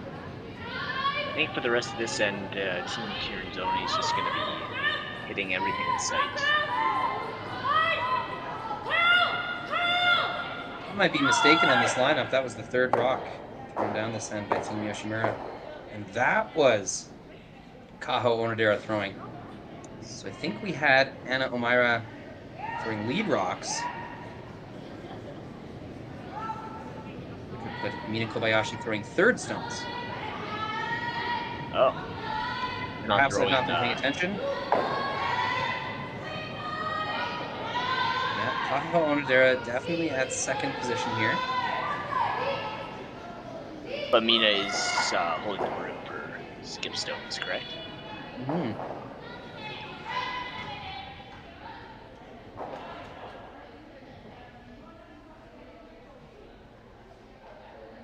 Another opportunity. Make a little bit of a mess in the center of the rings here. Team Yoshimura getting their wish. Some opportunity brewing in this end already. They'll have to continue being precise.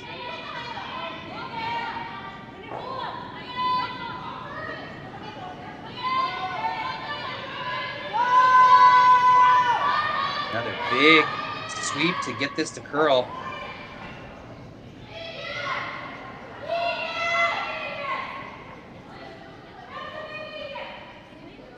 Great sweep there, Mina Kobayashi. Looks like there could be a double on these two reds. It's always a little bit tricky when they're this close together and relatively even. So pretty much have to hit them both at the exact same time in order to make the double. You can hit this high one slightly first, but looks like that's what they're going to try. If they do make the double, there's a good chance their shooter rolls up underneath that center red one as well. That'd be a nice bonus. Another big weight shot from Silvana Tirinzoni. She's been throwing quite a few of these this game so far.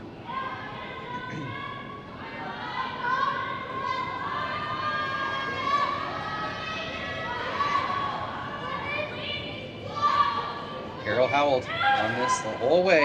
Will they catch? One and just one.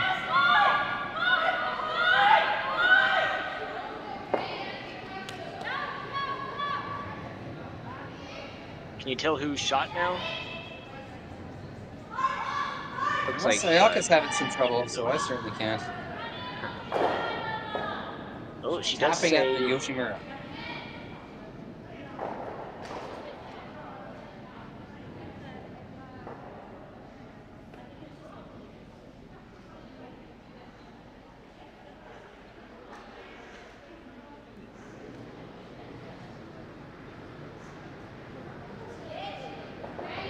say they're gonna figure out.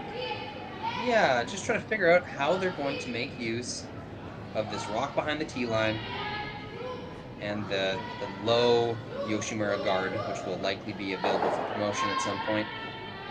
This end, just trying to discuss where's the best place we could put our rock right now where it's not going to get removed.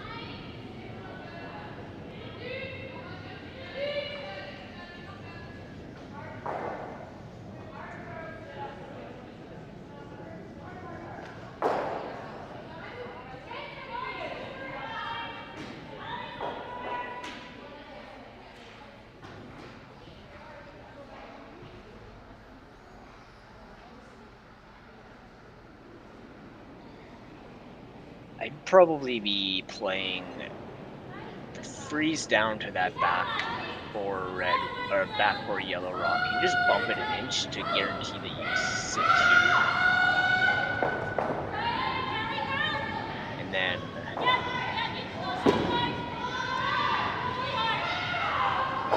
I'm being corrected in the chat here. Thank you very much. Yuna Kotani is our player with the jacket. An alternate player in for Mina Kobayashi.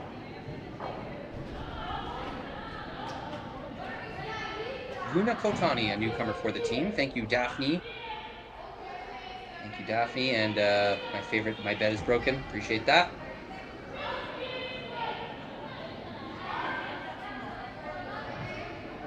That could explain the lineup differences. I know that it was previously Omira and Onidera throwing second and third stones. That might explain how they've shaken things up a little bit.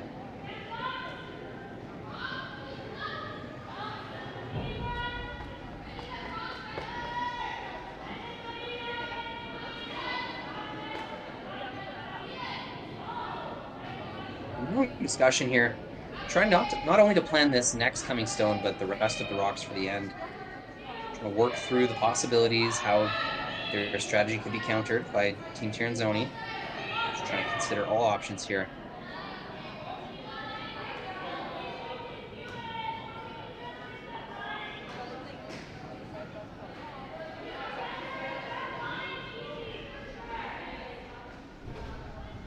what do you play here, Rory? I think I would play a come around top 4 foot around the existing red guard. Just a straight draw. Straight out turn draw.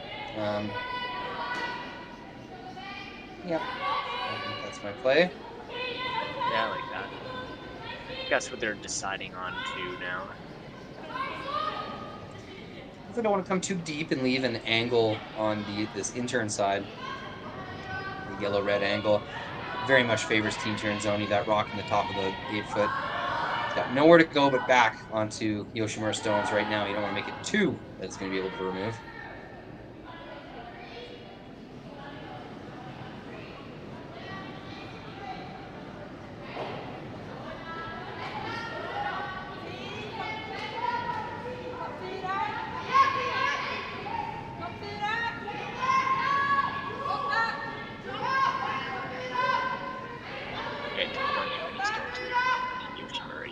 Only thrown 4 so far, right?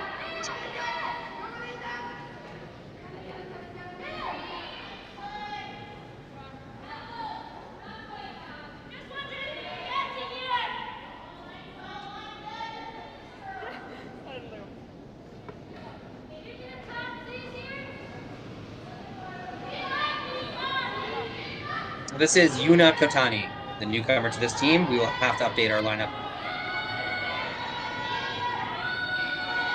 Throwing third stones. First rock.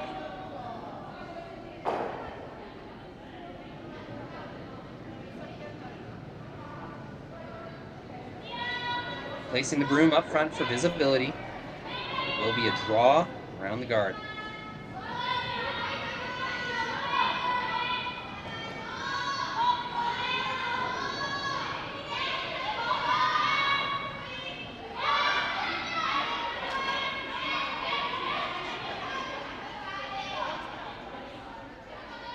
Well played. Exactly where they wanted it.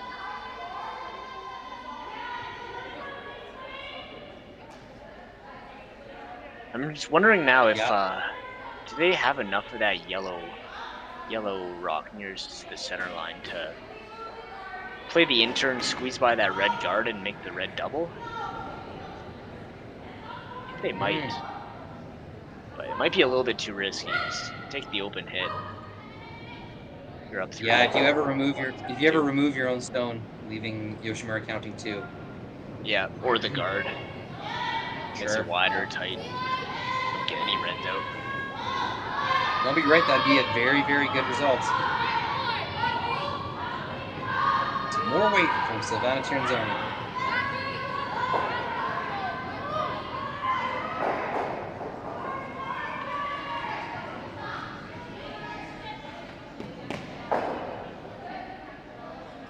Lots of curl on that intern side. Prior Schwaller able to carve that stone over. For skipping third rock thrower, Silvana Tirinzoni.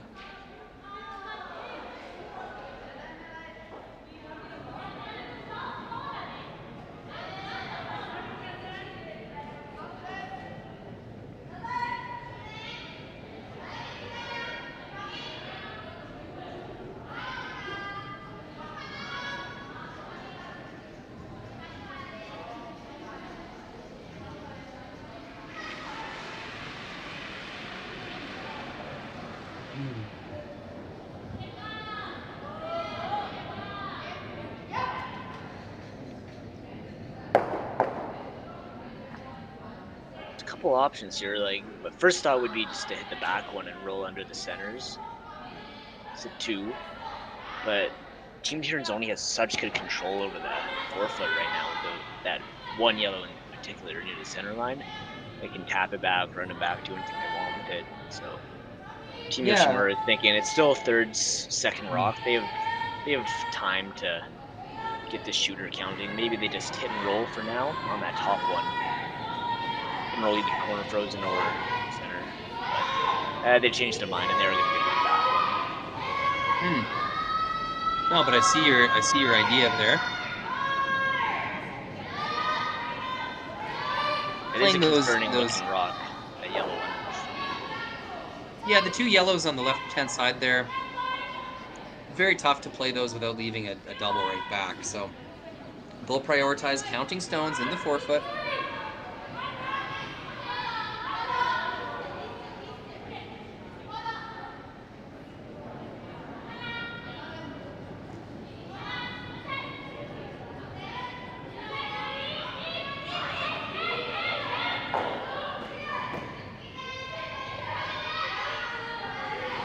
Shot.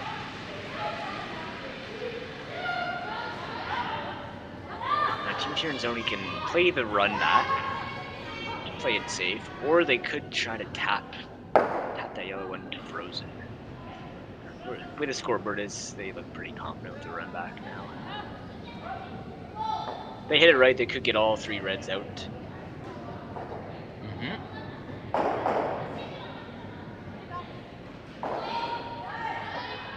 Lena Pats is first. Why not? Really, the rocks in the forefoot are going to be very doubleable. Even if you just remove the guard, may as well take a crack at it while it's low here. Yeah, if you just peel the guard right off, Team Yoshimura is pretty much going to be forced to replace it. Close! 1-2. They will get 3 rocks moving. They will remove 2. It's got to be considered a successful shot. Yeah, it's a great shot. Rolled it open now, so that red's open, and there's no chance that red that hung around on the corner of the house is going to ever count. 2 most dangerous stones for Yoshimura just removed by 4th rock thrower Lena Pets.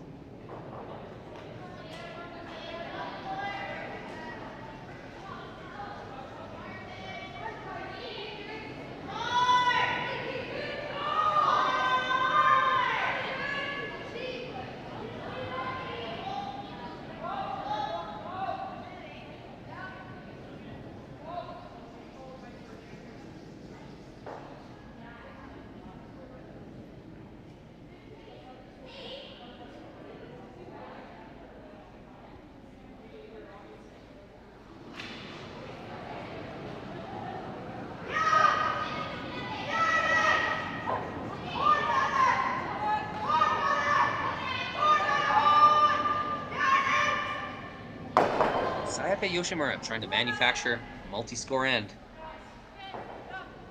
take on a difficult corner freeze. Draw around here. First rock, 6 step.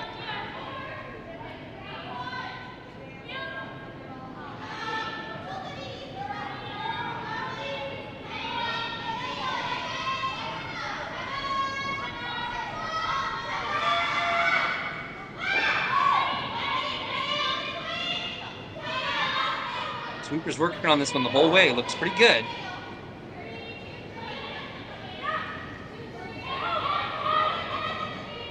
Really powerful sweeping effort there, Team Yoshimura. Not quite in the spot they were looking for, but really good to make something out of that shot there.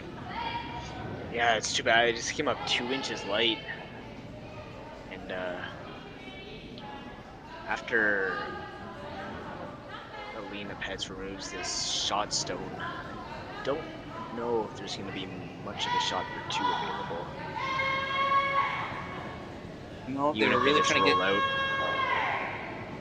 Team Yoshimura trying to get that overlap, whether it was behind the yellow rock in the top 8 or in front of it. Either way, well, it looks like they're not going to take it on. They're going to address shot stone here, knowing that there's no real double opportunity.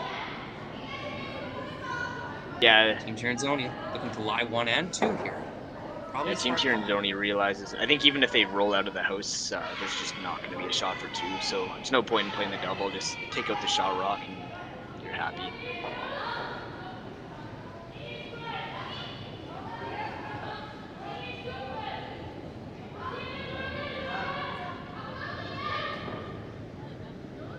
Just peel it out, nice shot.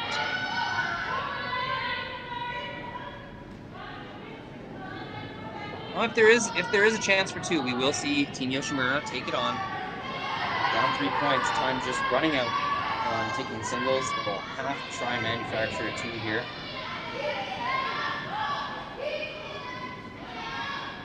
Yeah, I just don't see the angles working out. Well, Ryan, if you played backline weight and got it really thin just to tick that red shot a little further forward and maybe catch a piece of the forefoot with your shooter? Might be possible. I think you need like back 4 weight though. I think backline would be a little bit too much. And yeah, you're only gonna hit. You have to hit like an 1/8 of the red rock. Oh yeah, just an inch or 2. Maybe it is there for 2. It's very, very tough. The advantage is once the yellow starts moving, if you ever chip your own red into the yellow, once that yellow starts moving, it's going to be going away from the rings. It's going to be going directly sideways. So any movement on that yellow is likely enough to kick it out of the way to count that top red. The trick will be rolling your shooter in. Yeah, it's the tough part. That's it. It's so thin, and just roll your shooter and try to catch the forefoot. It will be spinning though, which is nice. A little bit of spin on the rock. Sometimes it'll grab at the end and pull itself towards the button.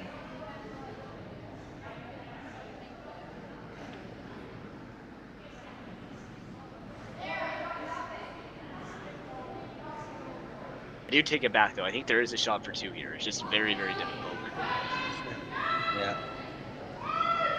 No, and still the right call for Tirinzoni. Out 4-1.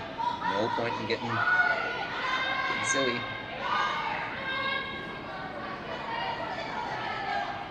We'll go to the full screen.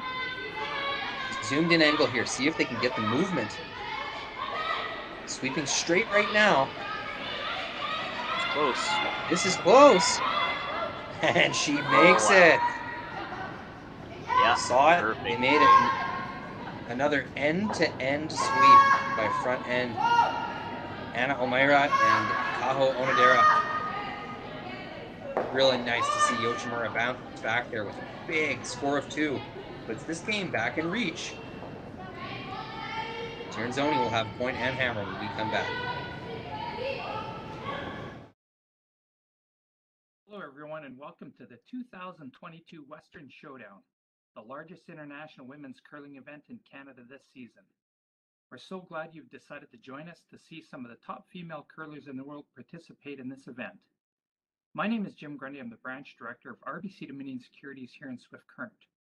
Our branch is not only a huge fan and supporter of curling in our community, we're so proud to be supporting the Western Showdown for its inaugural year. RBC is committed to working with our community partners to promote and celebrate vibrancy in sport in the communities in which we live. Thank you to everyone from the Western Showdown team for putting together this amazing event. On behalf of RBC, enjoy the tournament.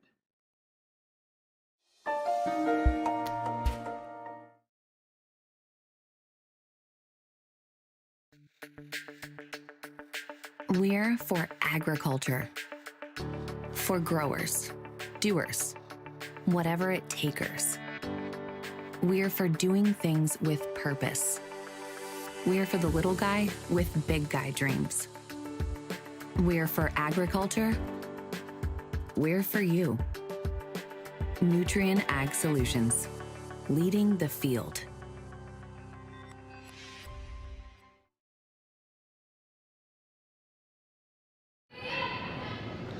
Welcome back, Western Showdown. Team Yoshimura makes a really nice shot for two. Just a very specific skipper's kind of shot, which is not a call you would see really at any other point in the end. That was just Team Yoshimura making the Rocks do what they needed them to do to score two there. The difficult kind of chip and roll, maybe like a split might be the best word to describe that shot. Yeah, they played that shot absolutely perfectly. Just the right way to roll to the part of the forefoot that just peeked out enough for them to touch it and hit a very thin eighth of that top yellow rock. Well played.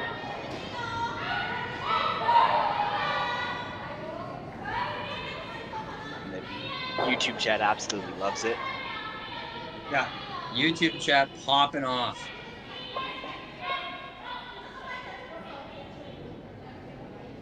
We're up to about 800 viewers now in this game. As I'm glad to have everyone. It's probably about 9 a.m. or so in Japan now.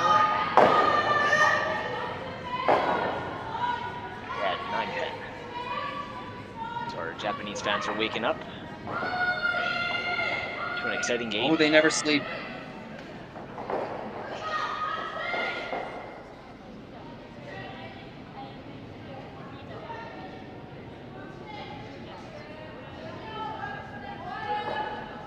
Lead rock thrower Briar Schwaller being asked to make a little tap freeze here.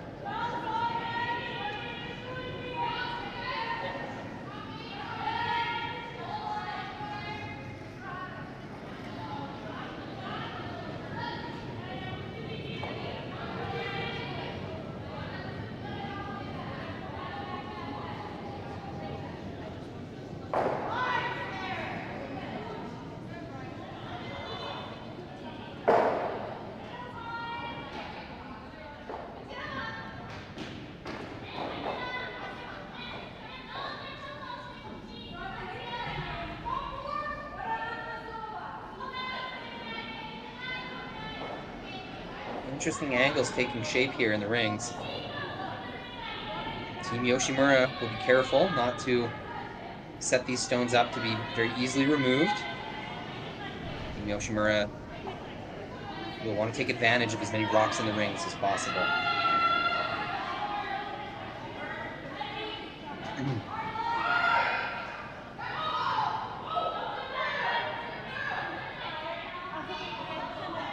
Lots of communication here between second rock thrower Kaho Onodera and skip Sayaka Yoshimura, just really making sure they understand each other, where the perfect place to put the stone will be, how much movement they want in the rock with the rocks in the rings. Everyone needs to be on the exact same page for these shots to work out.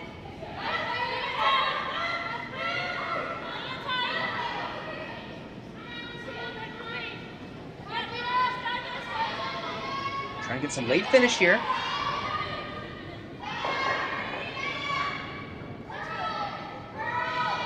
Unfortunately, unable to hold the angles there. I think that red rock on the button will be fairly easily removed. Maybe not with this shot, but... Yeah, the angle's looking good for Team Tirinzoni now. Did she call the peel, or is she hitting that rock top 8? Looks like an outturn peel. Okay.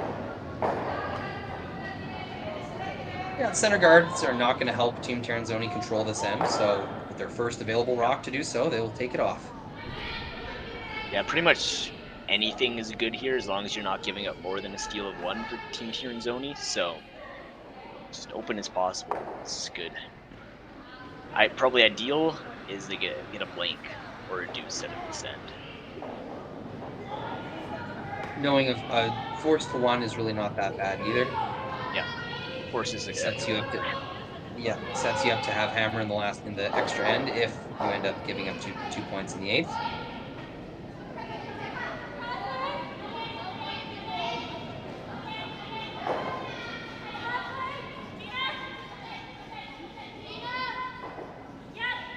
In the women's competitive season in 21-22, 90.4% chance of winning the game when you carry 1 point and hammer into the 7th end. So Team Tirinzoni feeling pretty good.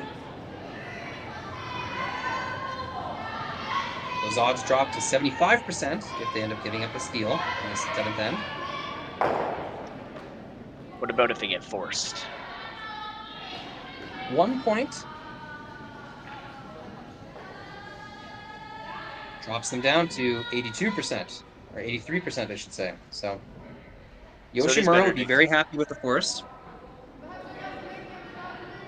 But, steal is still the ultimate goal here in the 7th end for Yoshimura. So that's something I always wondered is the situation. I think lots of teams would consider giving up a steal rather than taking one. Certainly at the higher levels. So it's interesting to see that the curling zone analytics say it's actually about 10 or 12% better to get a force than to give up a steal in this situation. Although I think that probably skews. Well, they just barely get that rock with the Hogwarn, by the way. I think the stronger the teams are, which these two teams are incredibly strong. I think Team Tirinzoni is actually ranked #1 on the year-to-date rankings so far.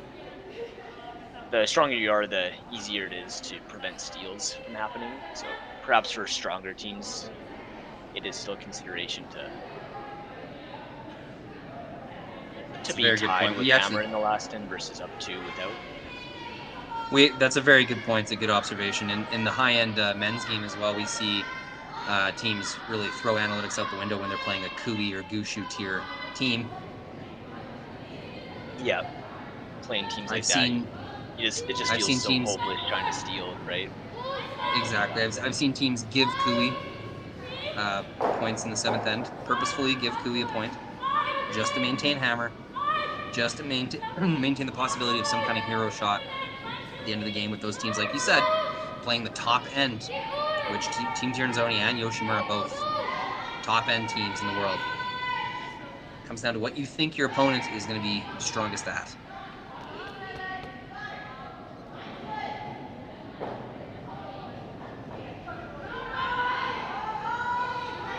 Welcome new viewers. We've just spiked up to 800 concurrent viewers on YouTube. We've got a very interesting game. Sayaka Yoshimura fighting back to stay alive in this one. Team Tirinzoni, I've counted maybe 3 misses all game.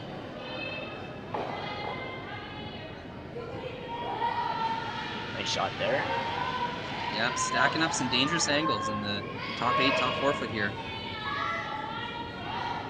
Yoshimura with shot stone. Yeah, and there is a little bit of a pocket they can draw too, and might not be so easy to get rid of. I mean, they'll have still have 3 shots to get things moving in the center there, but if they can lock one in, it's not looking terrible. It's an interesting scenario. It's an interesting scenario because there's a lot of danger, a lot of dangerous Team Tirinzoni rocks in the scoring area, but with Team Yoshimura lying 1 right now, and with a rock with their player in the hack, a real opportunity to get some overlap and some kind of staggered angles going with a really nice draw here.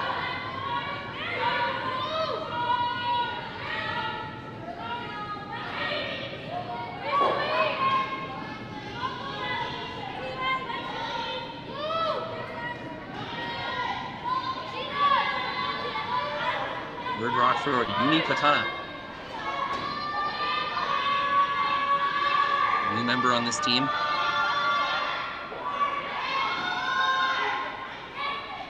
Sayaka Yoshimura signaling the sweep with her outside hand, really calling her front end on. And this has been the tale of the game so far, just so close, but not quite getting the overlap they were looking for. It is going to leave the nose and inside angle of this red stone open. Team Tirinzoni make a play on. Still, a good position occupied in the top of the rings, but just once again, not quite able to get that perfection placement out of their stone.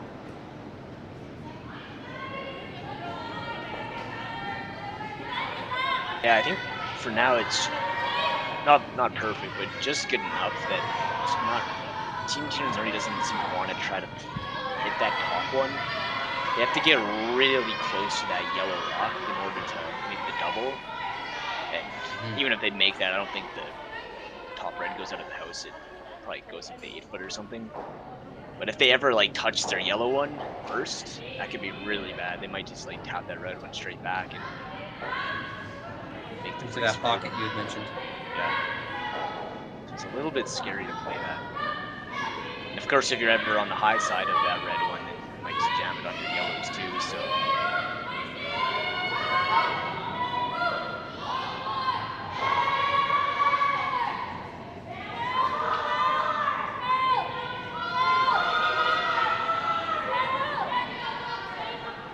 Get a little closer look here.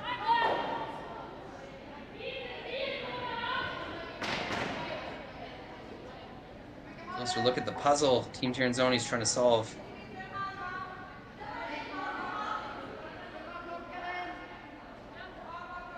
They know they have a potential for a multi-score end here that would more or less win them the game. But they're trying to balance that against not getting too greedy, not playing a risky shot like you had mentioned that might give their opponent a steal, which, as we had discussed previously in the end, is the most analytically positive thing that could happen for Team Yoshimura, is to tie the game here in the 7th end.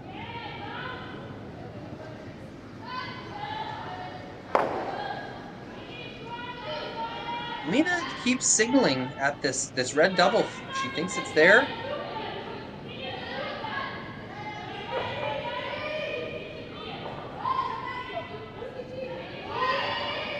Silvana kind of, yeah. Opens up their yellow one, top 8, make it more usable.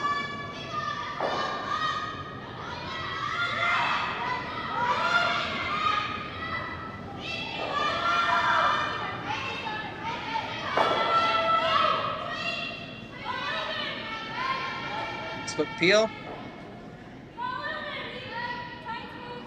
Yoshimura now must decide, are we going to leave these in this position, or are we going to try and improve things ourselves? I feel like a really good result would be just a 2-foot tap there.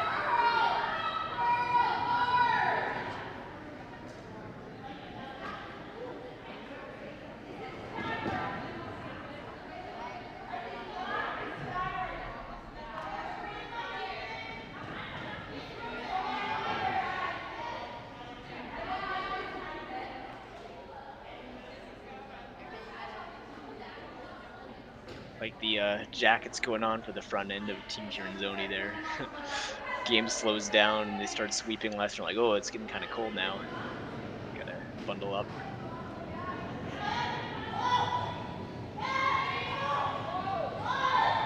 Trying to stay fresh. Keep those sweeping muscles warm.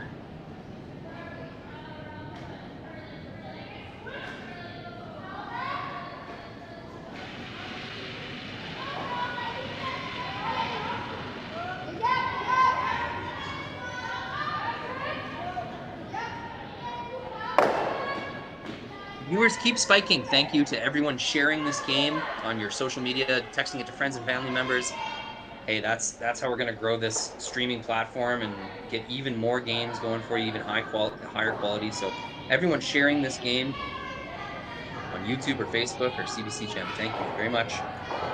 Welcoming nearly 1,000 concurrent viewers to this B-Qualifier between Tirinzoni and Yoshimura. Story of this game, Team Tirinzoni out to a really strong start, took a 3-point lead, throughout the middle of the game.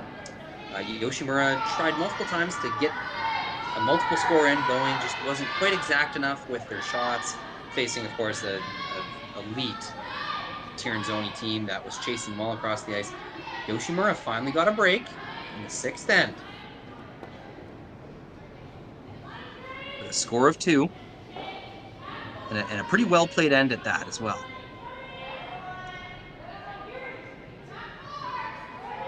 Now trying to keep that momentum going here in the 7th end. Manufacture a steal, or at the very worst, a force. With no guards, Team Yoshimura have to make a decision of if they're going to try and improve the situation in the 4-foot on their own, or if they throw up another guard here.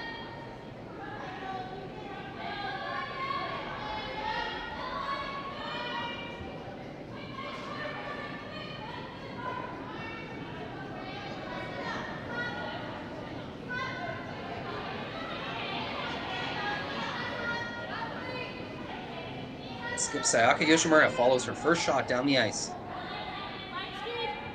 Very important placement on this stone.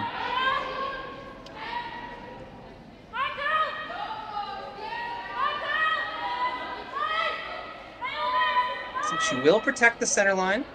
Kind of overlaps both stones in the top 4-foot. Pretty good guard. Taking away that potential double that Team Tirinzoni was looking at so hard earlier. Perhaps they wish they may have played it now that it's taken away, but they will still have some good angles here to promote their yellow stone into the button. Yeah, just tap that yellow right button for Danae. I think they may be throwing enough weight to try and catch both reds out of the way, kind of come off the back of this red in the top 4-foot. Depends how much weight they throw.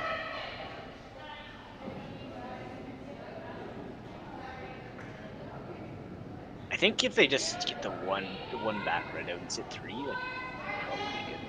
I mean, I'd be a little worried if you catch the back of the red when it doesn't. It would probably be fine.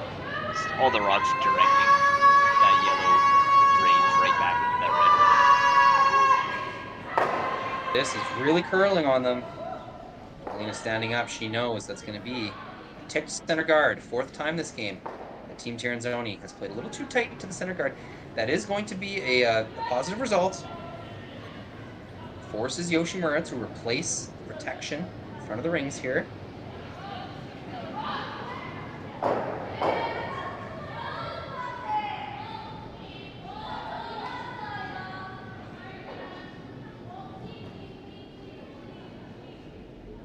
Yoshimura entertaining the idea of sitting 2 here, and I gotta say, I think I'm a fan of that. If you're going to force Alina Pets, in a shot against against the steal, why not raise the stakes? Try to steal 2 instead of 1. Absolutely, a steal of 1 is nice, but Tirinzoni still has the game under control. Steal of 2, and now it's really back to anybody's game. Yeah.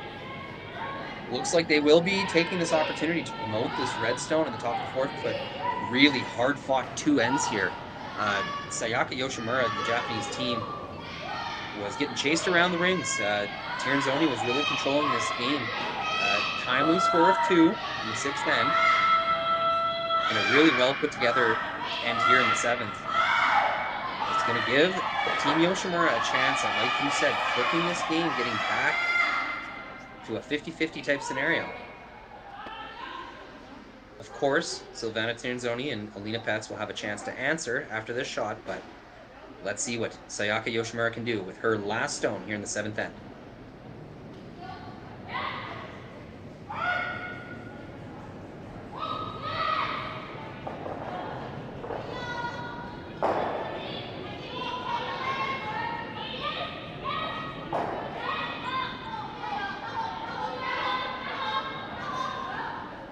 Pretty close.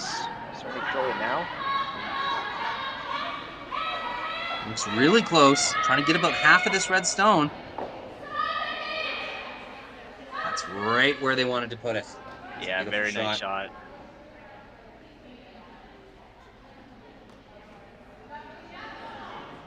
Is able to keep her shooter in that in-turn path.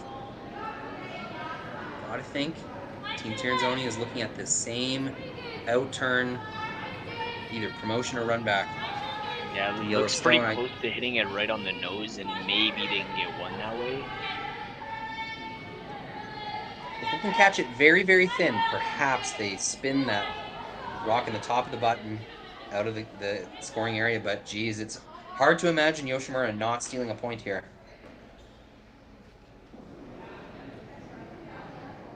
A brave call on that last shot. Forces Alina Pets of Team Tirinzoni. Very difficult shot for one.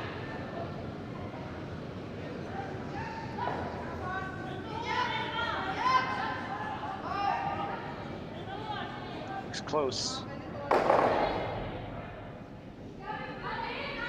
They do make it to kill one of the Reds. But Yoshimura gets their steal, and it brings it up to tie game. Into the 8th end. Really hard fight from Yoshimura here. Let's see if they can finish it off in the 8th end with a steal. Hello everyone and welcome to the 2022 Western Showdown, the largest international women's curling event in Canada this season. We're so glad you've decided to join us to see some of the top female curlers in the world participate in this event. My name is Jim Grundy. I'm the branch director of RBC Dominion Securities here in Swift Current. Our branch is not only a huge fan and support of curling in our community, we're so proud to be supporting the Western Showdown for its inaugural year. RBC is committed to working with our community partners to promote and celebrate vibrancy in sport in the communities in which we live. Thank you to everyone from the Western Showdown team for putting together this amazing event. On behalf of RBC, enjoy the tournament.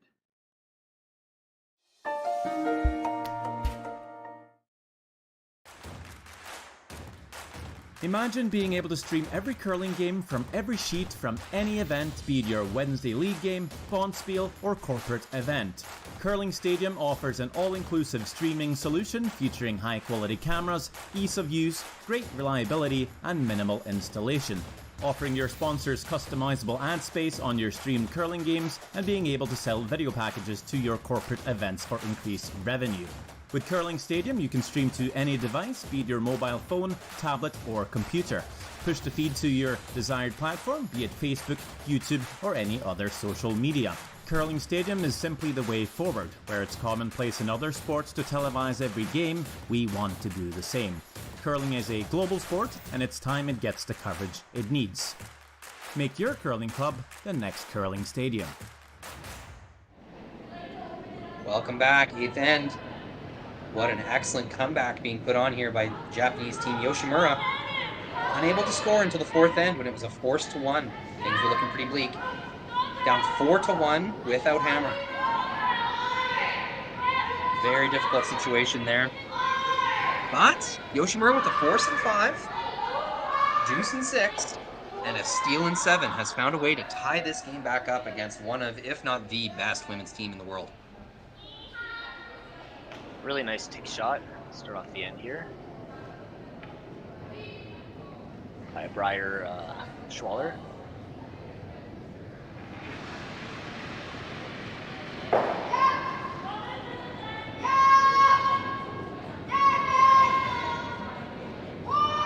Team Yoshimura really has their communication going now. It's easy to get down in the middle of the game there, the first 2 or 3 ends.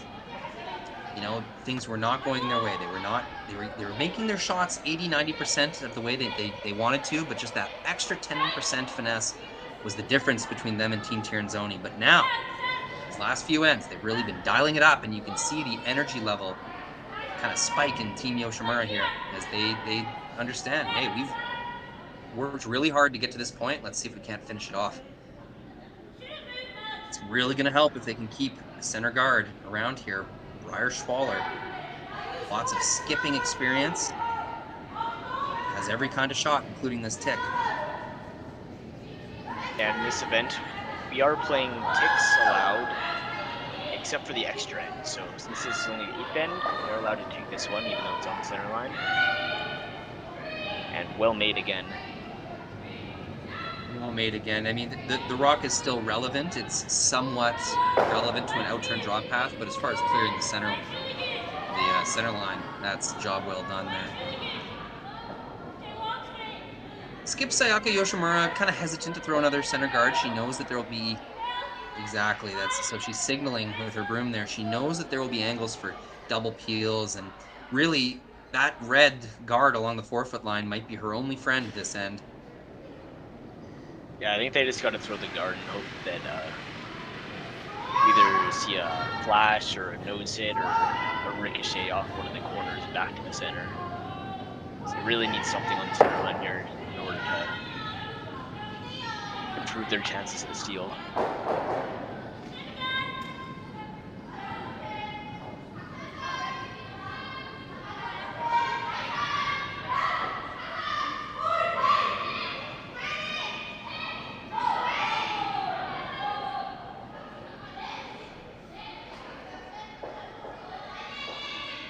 Five rocks down the path already. It is time for peeling. For Team Tirinzoni, free guard zone is now complete. So it is green light, guns a-blazing. Peel number 1 made.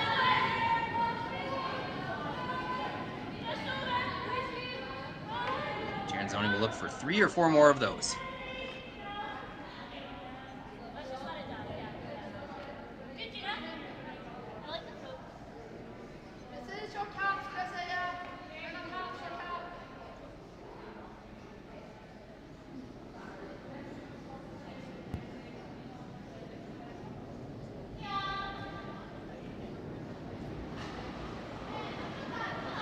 Rock throw at Tahoe Ormadero.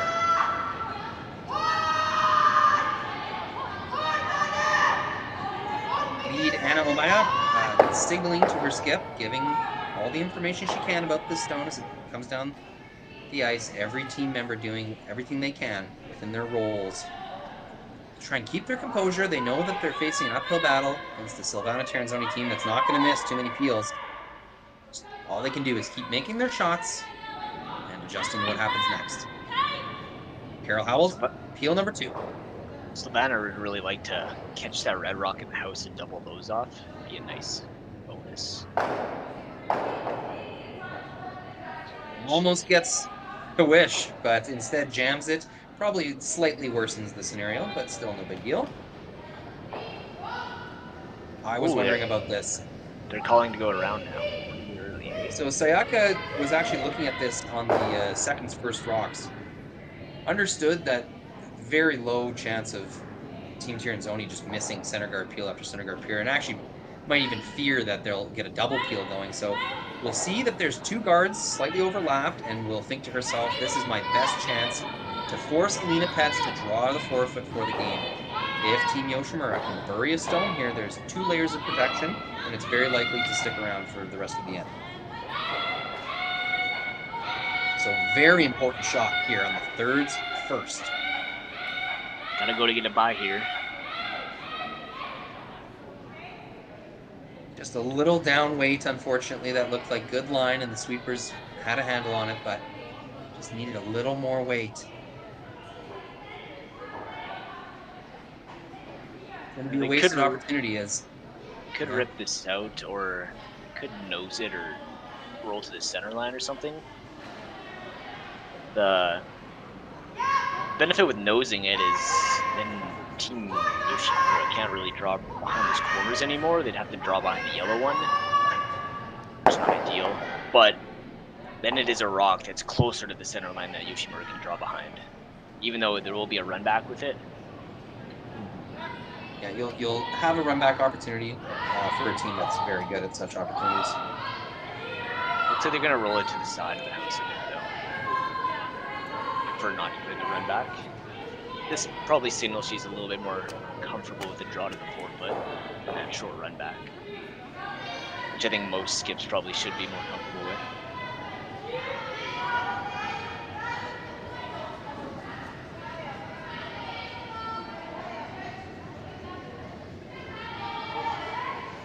Really hanging out here.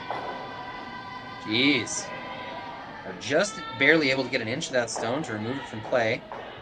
Bit of a miss. It would have been really nice to keep that shot stone in a position that would have nullified a draw around these guards. But since that rock rolled out, Yoshimura will have another chance at making a good draw around these corner guards. Try and shrink the scoring area to the 4-foot. The goal, forcing Alina Pats to draw the 4-foot for the win.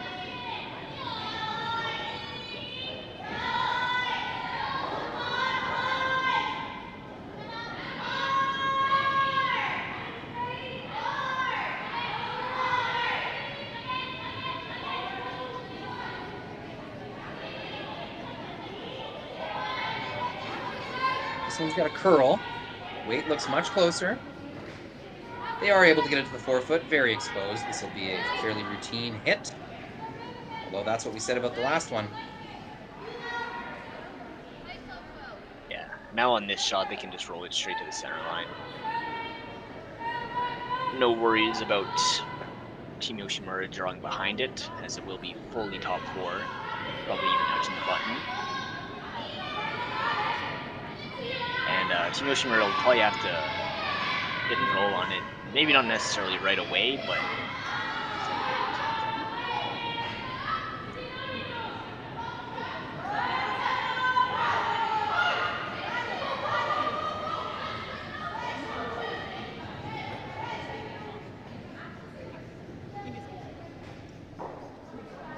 move it outside again. That will stick around in the 4-foot, so it will do its job. yeah, not the ideal place to roll to. No, so there's a freeze opportunity available if the goal was to force Alina Pets to a draw on her last stone. You can do that 2 ways. You can try and catch a piece of the 4-foot behind these corner guards that you've been drawing around, or you can try to freeze to this shot rock that Team Tirinzoni has just thrown. Freeze will have to be made nearly perfectly. As we've seen already today, removing dangerous stones, Alina Pets, nearly automatic. A really impressive cross-house double in the 3rd end, I believe. Or the 2nd end, maybe.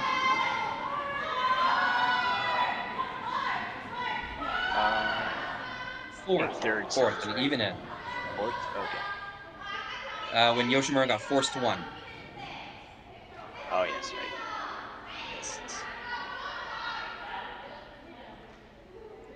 Very nice shot. Alina Pets' last rock in the 4th end, if anyone wanted to go back and check that one out.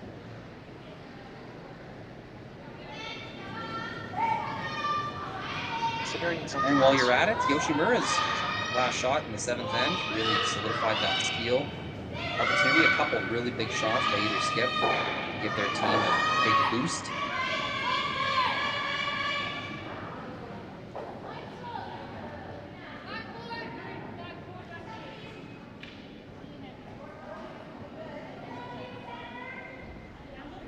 Yoshimura working hard to try and make the shot for a game win as difficult as possible. Without a center guard, they'll have to hope on a Team Tirinzoni miss. To make that happen, they'll need likely 2 perfect rocks here. Skip Sayaka Yoshimura's first stone in the 8th end. You go full screen with her now.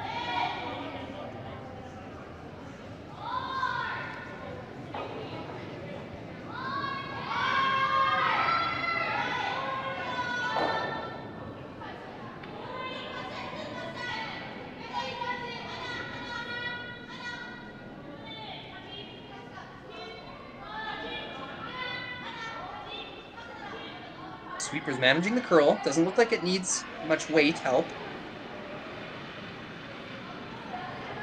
Waiting for this to curl, hoping it stops. It will just in time. That's a very nice made shot.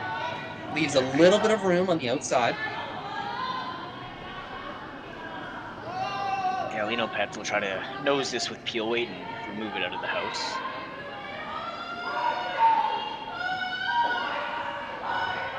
Just that little tap, hey Ryan, if that would have stopped maybe 6 inches sooner. Yeah, might have had 6 inches less, it would curl up just a little more and be a little bit closer. Probably wouldn't be removable. But that's the trick in the freeze. It's such a difficult shot. You have to have your weight and line just perfect. Sweeper's smartly laying off it. Getting as much curl as possible out of that stone. Alina Pets We'll try to remove another dangerous Yoshimura stone. Her first rock in the 8th end.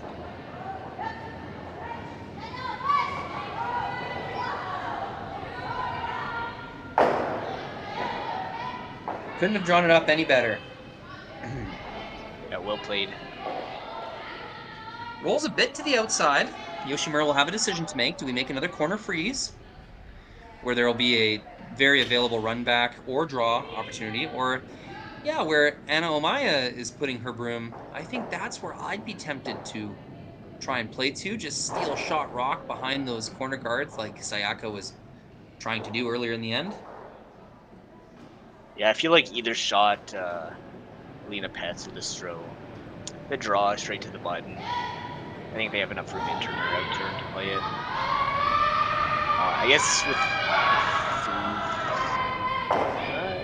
I'm not sure which rock allows you to get closer to the button. I feel like both of them you're going to be just outside the 4-foot.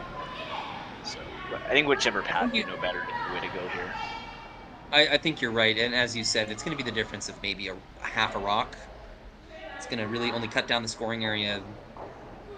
Like you said, a very similar result. It just depends which one, like you said, you think you're going to throw the best. We think Alina Pats will throw a draw to the 4-foot, but you never know what they're discussing back there. Alina she's hit more than she's drawn this game, simply because of the early lead that Team Tirinzoni has jumped out to.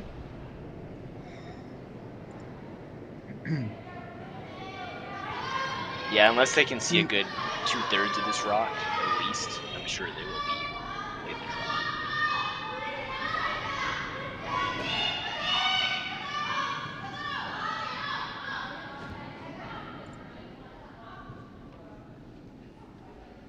Sayaka Yoshimura.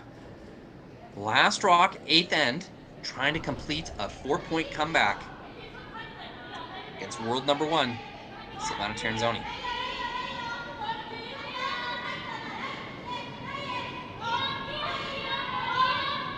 Sweepers are on it right away. This is curling pretty hard. Really got to go. Skip really laying out, motivating her sweepers. It's just a little light. Line was good. They weren't able to get it there. Team Tirinzoni will not have to throw their final stone. Very impressive effort by this Japanese Team Yoshimura to find their groove, fight back in this game, and get a tie game in a situation where really, in the first 4 ends, that was all Tirinzoni. Yeah, they made a good fighting comeback. Really hope we see this Yoshimura team qualify out of the C and make it to playoffs. Well, the next game... Oh yeah, go ahead for it, Rory. I actually didn't. I started my sentence without knowing loser to 79. Team Yoshimura will take on Skylar Ackerman, Saskatchewan's own, at 8 p.m. tonight. The loser will be eliminated. The winner will qualify for the playoffs. My name is Ryan Perrin. Joining me is Rory McCusker, and thank you all for watching, and join us again at 8 p.m. for more curling action. Saskatchewan, you know Sasktel, because we're everywhere. Because being everywhere keeps us connected to you. With Sasktel sponsorships, we get to be part of your community.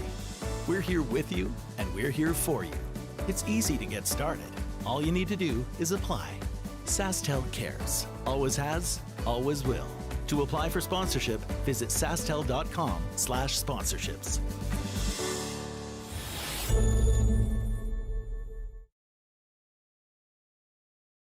Hello everyone and welcome to the 2022 Western Showdown, the largest international women's curling event in Canada this season. We're so glad you've decided to join us to see some of the top female curlers in the world participate in this event. My name is Jim Grundy. I'm the branch director of RBC Dominion Securities here in Swift Current. Our branch is not only a huge fan and supporter of curling in our community, we're so proud to be supporting the Western Showdown for its inaugural year. RBC is committed to working with our community partners to promote and celebrate vibrancy in sport in the communities in which we live. Thank you to everyone from the Western Showdown team for putting together this amazing event.